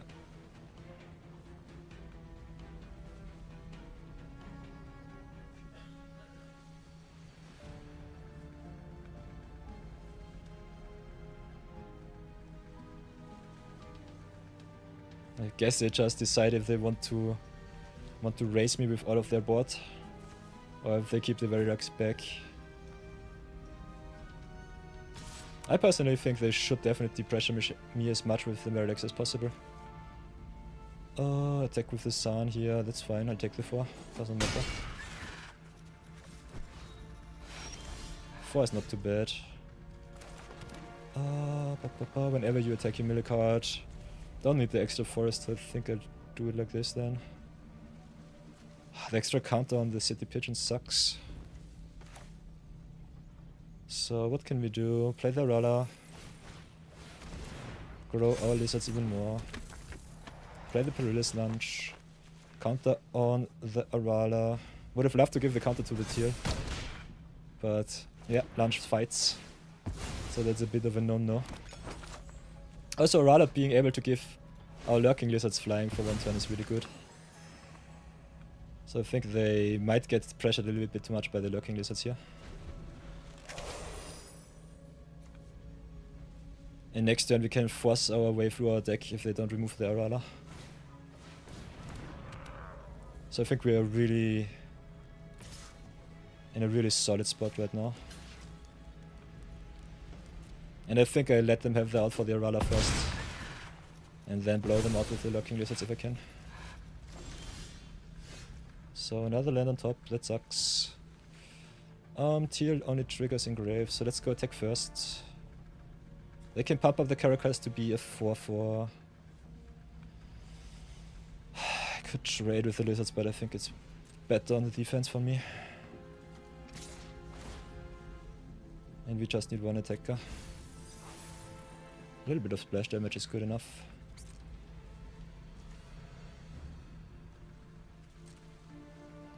So let's get some value.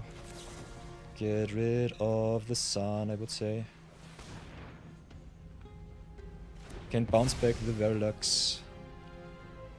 I can cast spells anytime, so I can cast them also on the opponent's turn. So let's drop the forest here, pass for now. I think there is no instant speed. No, it doesn't really matter. Let's play the Snatchback right now. Or does it? Let's wait. Let's wait. Let's don't be too greedy. I don't know if there's a hexproof spell in this format. I think there is in the tactics.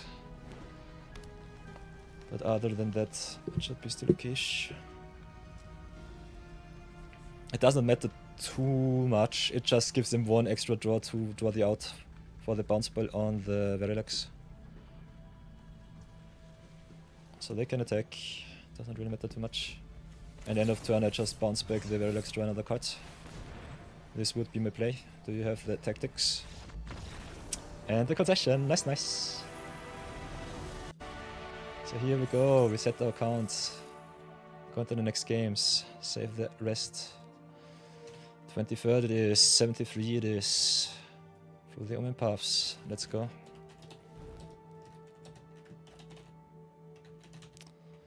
You love to see it. Punt count in the draft is so far at 0. I love to see that. And then let's go. What is it? UGB. Whoops. UGB spiders.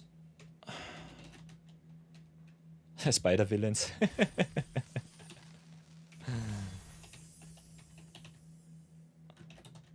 One and oh. Nice, nice. So there we have the record. Another wildcard. Ooh, back on track. Love to see that. More reanimator shenanigans. And let's go again. Let's go again. Gold, please. Gems, please. 2 in 2 is the most important. 2 in 2 is the magic record. After that, I'm happy about everything. Ay, ay, ay. Okay, game number 2 against Kumiri. Ay, ay, ay. On the play this time with the Skivix and some black removals screwed into green. So that's a little bit of an unfortunate turn of events. But I think the Skivix, if it hits and connects, should give us a lot of value, so that's okay. If they remove it, I'm rather set. But we'll give it our best.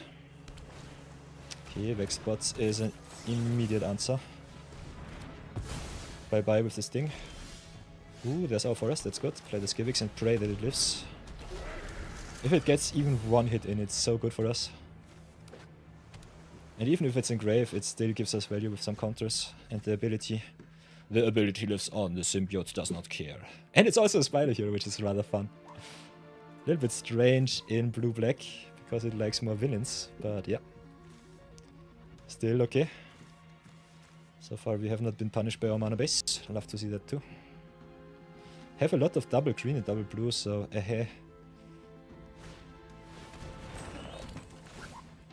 Okay, opponent does decide that they don't want to play anything. I will play the Serena first to get us our mastery. Otherwise, I might draw it with the Skivix and be really sad. Look at that many cards, put one of them in the hand, the rest in the grave. I think the Lurking Lizard's better as a lookout, so let's go for the Lizards here. Lizards is really good in our deck, we have so many expensive spells.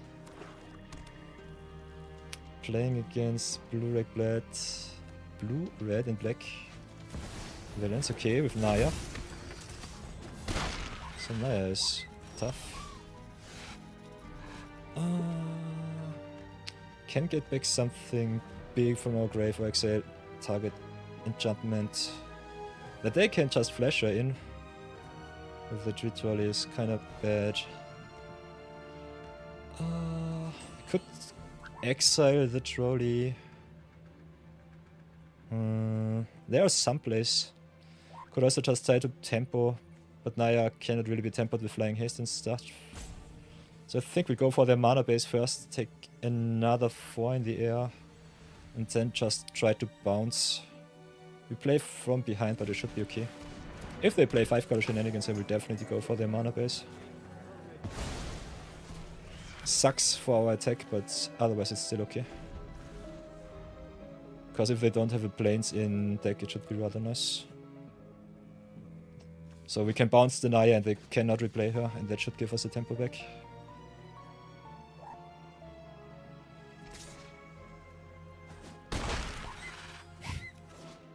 Five mana, 4 for flying haste vigilance, you love to see it.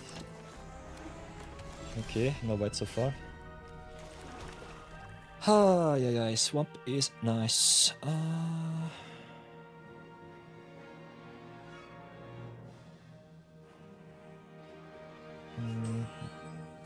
Yeah, I can attack in with the Serena and with the Archivist, see what they do. They want to block with the Aurala, they don't. So I think we'll snatch back right now. Naya goes back. No flippy floppy for you. Now the land drop for us is pretty nice. No green so far for the Chisok, which sucks. That's still okay. Okay, they exile a Nu into me. Interesting, interesting. Okay, we've got the lunch. Nice, nice.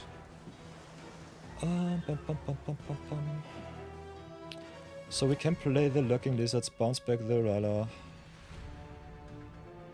Could also attack and maybe play the Robotics Mastery, but they have so much mana open. So I think we'll do it like this.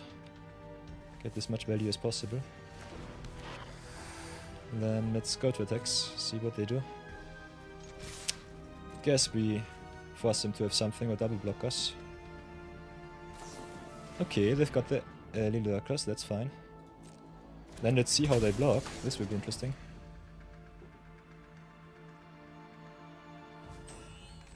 Triple block. Ooh, this is a very, very good blowout for us. Adios.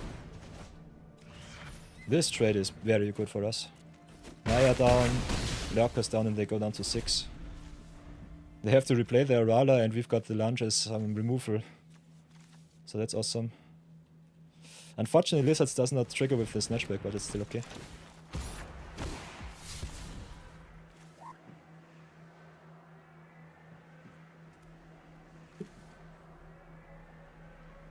But yeah, we might be able to outtempo the opponent here. Also, we've got the boost with the Skivix here, giving us the ability to give the Serena the draw a million cards ability, so that's nice. Okay, they go for the Rala into Grave. Might want to play something else. We have a lot of action in hand, so that's good. That 2-for-1 was really bad for them. Okay, there's our forest for the Jizak. They still have 1 card left in hand, we have 7 mana. Oh, we could double spell if we really want to.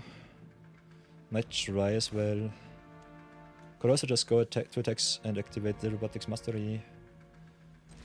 Okay, they concede. Nice. Awesome, we take the win. Thank you very much. That 2-for-1 was really awesome. Oh, having the answer for their fixing. Ooh, blue-green going to town. Our spider villains giving their best performance. You love to see it. And already 800 gems back. Let's go for the marbles. This deck is awesome. So much power. Especially the double snatchback, kinda really clutch.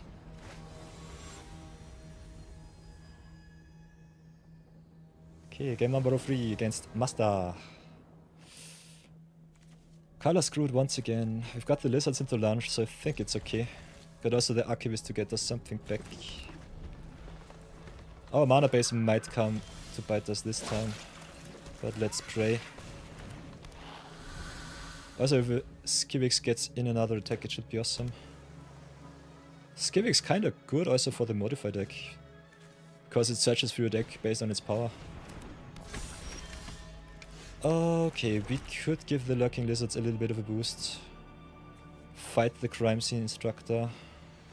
Kinda like curving out with the Skivix first. See what they do. Pass for now. Could have also feigned the combat trick, just attack with the lizards here. Okay. Opponent with the gravestone. Ooh, and we are fixed into blue, so that's good. So I think we'll do it like last time, play the Serena first, pump up our team. Search us for the Robotics Mastery. Then smack in with the team. See what we hit on the top. Love me the land, don't need the lookout. Another green source would be awesome, but I think the forest is better, so let's go like this. Oh, Skivix is so good. Okay, opponent hits in for 2, that's fine. No in-web shenanigans so far, so that's interesting. So, play the forest first, go to attacks, see what they do. Could have also pumped up the Lurking Lizards. Okay, they go for the Sunstrike. I think a Robotics Mastery right now, keep the pressure up. Could also just play the Teal. But this is the most optimal play for maximum damage. As long as they're tapped out, cannot blow up my Mastery. And the Serena being able to fly over their heads every turn is really good. So that's awesome.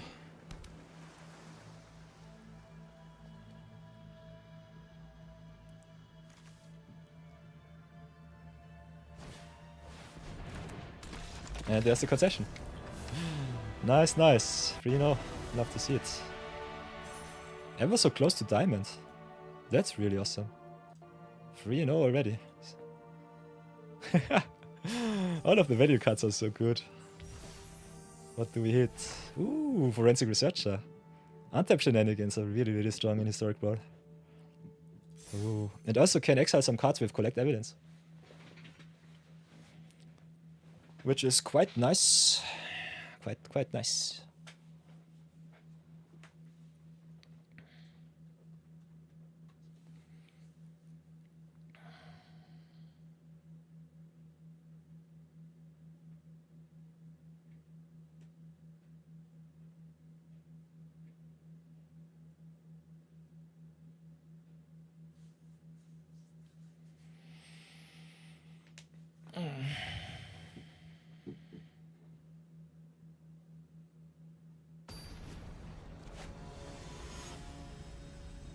Okay, nice. Eisengarde. Don't lose drafter. So let's see if we can get the perfect.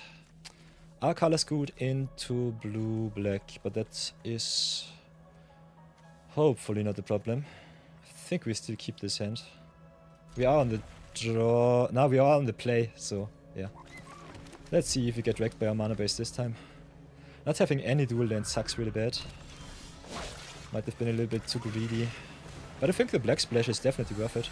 Especially the life gain with the TL is so important. And there's another blue sauce. So smack in for 1. Pass for now. Slow roll our removal. So that we may be able to draw some extra cards. Haha! There comes the Ruzik. So what now? I don't really want to bounce him, but he's so good in Mayhem. We might have to. Let's see what we draw. Okay, there's a Skivix. So yeah, this sucks. Let's play the Skivix first. Curve out. Them having the ability to just mayhem everything they want with some extra treasures really sucks. What did they drop? String puller it is. Yeah, I don't have any clean answers for the Razik. If we draw another land, we've got the team up, so that should be still okay. Other than that, I guess we're just screwed. Would love to draw another land and see them tap out. And indeed they don't. Yeah, nice smack in. That's fine so far.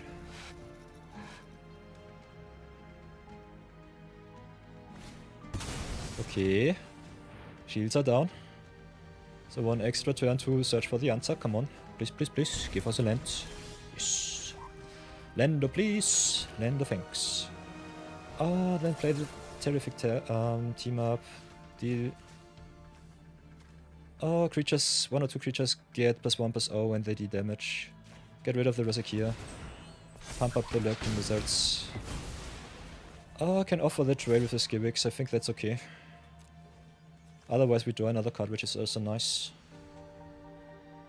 Could have also offered the trade with the lizards. But yeah, I think they have to trade with the string puller.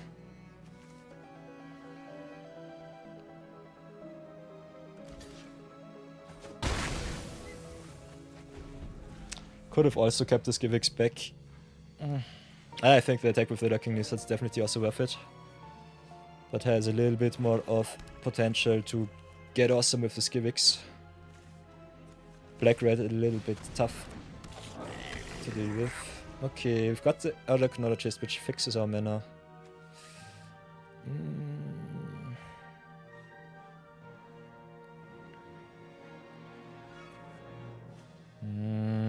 I'm not so sure. We need a clean answer for the new Insumi, but I want to grow my Lurking Lizards out of range, so I think I'll bounce the new Insumi, maybe draw another land from the top. Come on. Okay, Forest is nice. Smack in for 2, pass for now. I love me the fixing with the Arachnologist.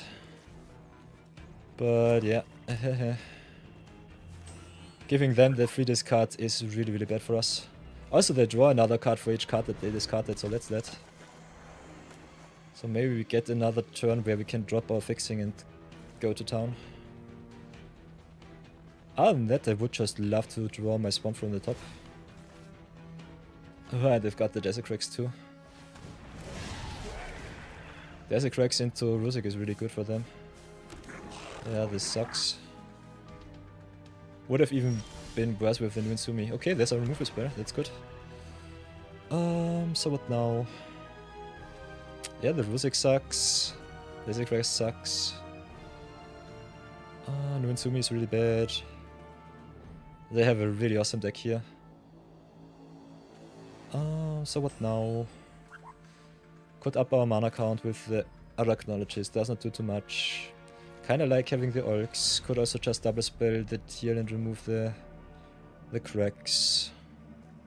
Although the Desert Cracks still already its duty. I think the new Insumi is way more important than getting rid of the Desert Cracks here. So I could just play the Teal. Grow our Lurking Lizards out of burn range. Not have up the removal though for the new Insumi, which sucks. So what now? Could also just play the Orcs here. Get a solid trade for their stuff. Yeah, I think I'll have to play the Orcs. Get the defense strong. Pass for now. Rusik has to attack, so that's something. So I can trade Rusik versus Orcs. Would love the value with the Orcs though. Other than that, could have also played the Arachnologist to keep up the Scorpion Sting. But yeah, depending on the opponent's hand, this might be not really good of a play. They have to attack with the Rusik. I can decide if I want to trade with it though, so that's the question. I think the trade with the Orcs is still okay. It's like a 6-mana removal spell. Interesting. What do they have? Let's see what they have. Interesting. Do they have the Sting for the Lurking Lizards? Other than that, I don't understand this attack. Desert Cracks does not have to attack. A little bit strange. Yes, it seems they have the knife trick. Yeah. Still, the attack was okay. They are running low on fumes, so that's good for us. So now, play the Forest, play the Arachnologist. Definitely get rid of the Nunsumi as soon as possible. They still have the 3 discards with the Kaldaya Brawlers and draw a card for every card that they discarded, so that's a no-no. So let's get rid of those. And then next turn we can play the Teal, pump it up with the Skivix.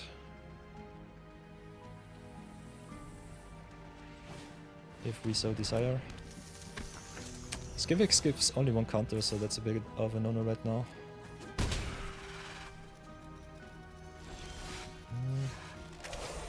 Swamp is okay, doesn't do too much.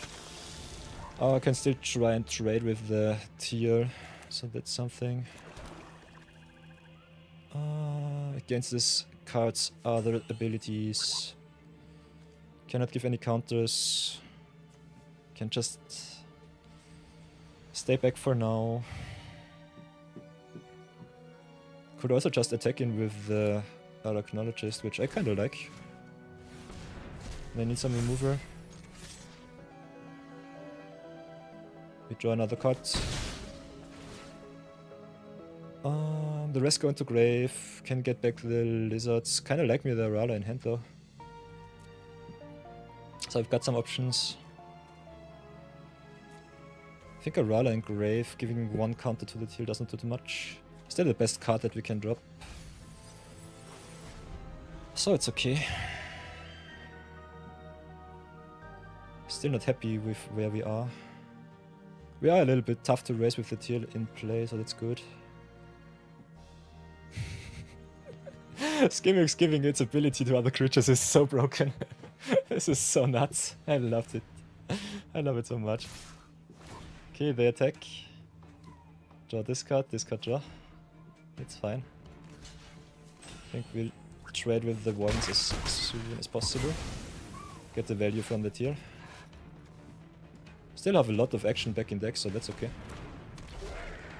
Okay, Tethrix for the opponente. Ooh, we've got the Chizak for that. Yeah, Tethrix gives 2 counters. Don't have an answer right now. Could search with the Teal though. We can still play the Chizak.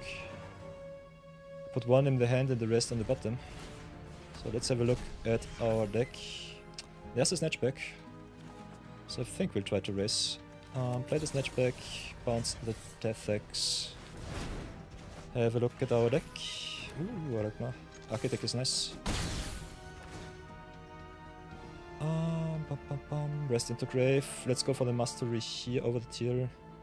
Could also just pick the tier. Mastery is still kind of nice, giving us some tokens to block. And the tier gets value in the grave. We're running low on life though, so that's something. So not optimal, but still okay-ish.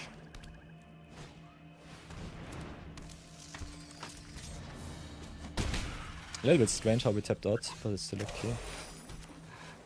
So, can play the Chizak, don't do anything else. Could just play the Robotics Mastery.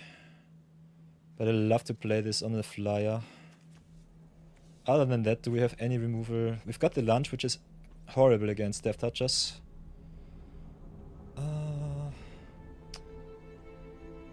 Still have one Aurala left in deck. So we have 6, 7, 8, 9. Can double spell, 5 drop. Can also get back the Teal from Grave, which is nice. Or could also get back the Orcs. Kinda like getting back the Teal here.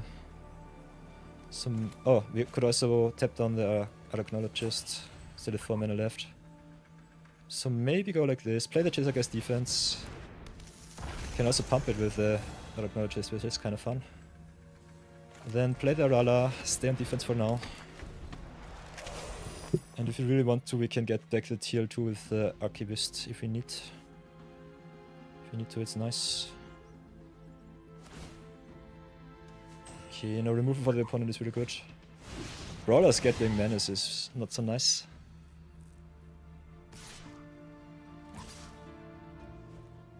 Yeah, take the 4, get rid of the Brawlers right now. This card sucks. And we have ad break too, unfortunately.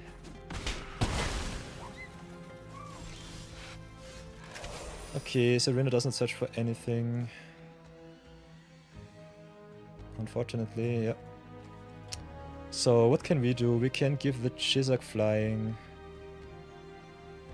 Can we win this turn? I think we can win. Nah, they have the Wardens. Unfortunately, they have the Wardens. Can still attack them for a lot of damage. So I think we'll do it like this.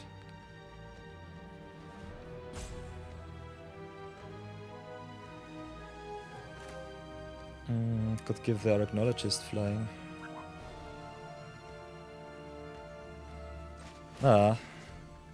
Chizak gets flying. Go and smack in for some damage, see what they do. They have to at least double block, I would say. Depending on the blocks, they might just die. 2, 3, 4, 5, 6, 7.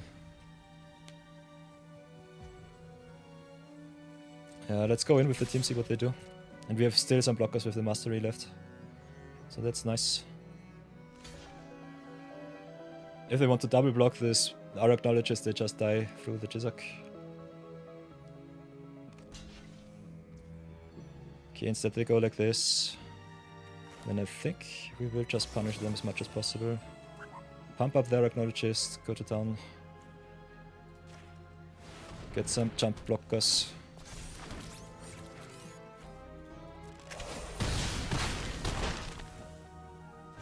And pass for now. Oh, yeah. Ooh, Camel Ferric. That's nice.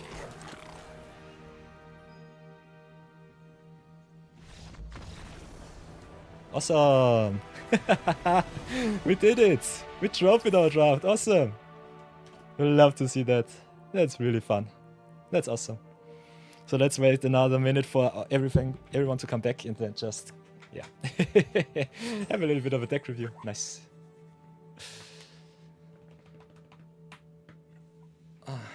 Can I snooze the ads? I don't think so. No.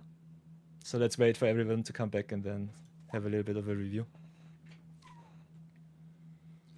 Oh, nice, nice. The spider villains get the job done.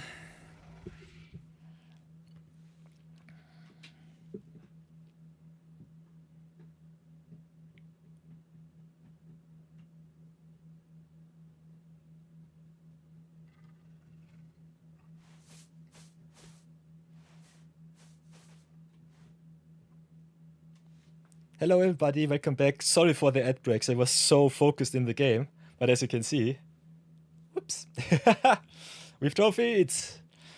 For everything that you might have missed, here's the battlefield review. We top decked from the top, where is it, the robotics mastery, and had a perfect attack into the opponent's board. They just top decked the Cam and Ferric, so did not have anything to get us back. We attacked into their ones of the Silver Web, Sadistic String Puller, blew them out with the Robotics Mastery, have given the Chiswick flying, so they could not get any good blocks in, and yeah, on the next turn they conceded. So flying Chiswick for the wins. Oh, and we drove it, so that's really, really nice. So let's see if the server lets us back in. Nice. So as you can see, OM1 is one of the easiest sets to trophy with. And it gives you 50% of your investment back, so, or 40%, that's really nice. So everybody, here we are with the deck review, and we trophied! Da da da da! So that's really nice. So let's have a look if this works out. Yeah. Let's get the overlay off. So, deck review wise, what did I like about the deck? What was the best? As you can see, we drove it, so the deck must have some answers for the opponent's stuff. And I think we were really lucky. We had some really good curve shots, did not get punished for 3-color mana base. So that's something to consider. Always pick the dual lands high, they are definitely important. Other than that, big shoutouts to Chiswick just being a really hard to remove creature and a really good threat. Skivix just drawing you 1 million cards and also fueling our graveyard with the Teal and with the Rala, so we had a lot of graveyard shenanigans too. Serena Bang Spinner searching us for the Robotics Mastery came in clutch. The 2 Snatchbacks bouncing the Verilux and the opponent's threats to keep the tempo high and drawing us into our threats and our removal was really awesome. And other than that, I think all of our removal spells did their duty, so green is definitely really, really good. Oryx being able to search us, also being able to let us play stuff from our top is also really nice if you have, how much did you have? 6 spiders and another 6 non-creature spells, so that was awesome as hell. And all in all, I think the deck was just really synergistic and really well set up. So I salute you so much, my deck. Thank you for giving me another awesome trophy draft to finish our stream today. Let's cash in our gems and then go into OM1 next time tomorrow. So thank you for watching the video. Consider liking, subscribing. Maybe give me a little bit of feedback what you thought about the draft. If you like Pick2-Draft, if you hate it, if you have gone already infinite. And if you want to join us live, the Discord is the best way to stay updated whenever I go live. I'm also streaming on YouTube by now, so you can always subscribe and just join us also in the YouTube live stream. Other than that, I will be calling it for today. Let this draft rest, and see you all in the next video. My live viewers, thank you so much for keeping me company for the last 4 hours. Sorry for that last ad break. I've been a little bit too focused to dismiss. For those of you who don't know, I have the pre-order ad timer here and always a pop-up 5 minutes before we go into ad breaks. So I can snooze it thrice for every 60 minutes that I had played some ads. So next time I will do that. But again, sorry for that. Next time it will be better. But today I think we locked in, we got a lot of awesome wins. I punted not too much. And yeah. Other than that, thank you so much for joining me once again. I try to be as consistent as possible, but especially in the next few days, it might be possible that I cannot be online every day because I have a lot of business meetings and some very important changes to do with my business connections. So depending on the daily schedule, I will keep you updated if I go to stream on the regular time or maybe stream a little bit later. But yeah, if you are in the Discord, you will definitely get the heads up fast and soon enough. If I am too lazy, definitely let me know. Write me some DMs, say, Peter, you you lazy dude, informed me a little bit earlier. But other than that, thank you so much for watching.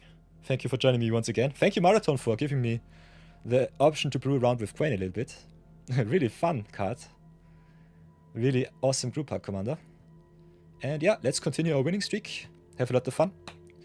And yeah, I wish you all an awesome day wherever you are on the planet. As always, have a lot of fun wherever you are. Have a lot of fun with Magic. If you want to see something else, let me know in the Discord. I might open some new channels up to give you a little bit more variety. Other than that, the just chatting section is definitely the best place just to hang out. You can always DM me, by the way. I try to be as insightful as possible and give you an answer as soon as possible too. And yeah, that's that for today. Thank you so much for watching once again. And I think the VODs on Twitch are online 14 days because affiliate. Thank you. Thank you for that. Otherwise, if you want to look up some earlier streams, I think we have at least, 7 or 8 YouTube VODs in the whole. And the YouTube VODs stay forever. So you can definitely check out the VOD section on the YouTube channel too. The link should be, as always, in the chat. And then I think we're set. And I can leave you all in the embraces of Twitch. So have an awesome day. Thank you so much. I love you all. And see you very, very soon. Bye-bye.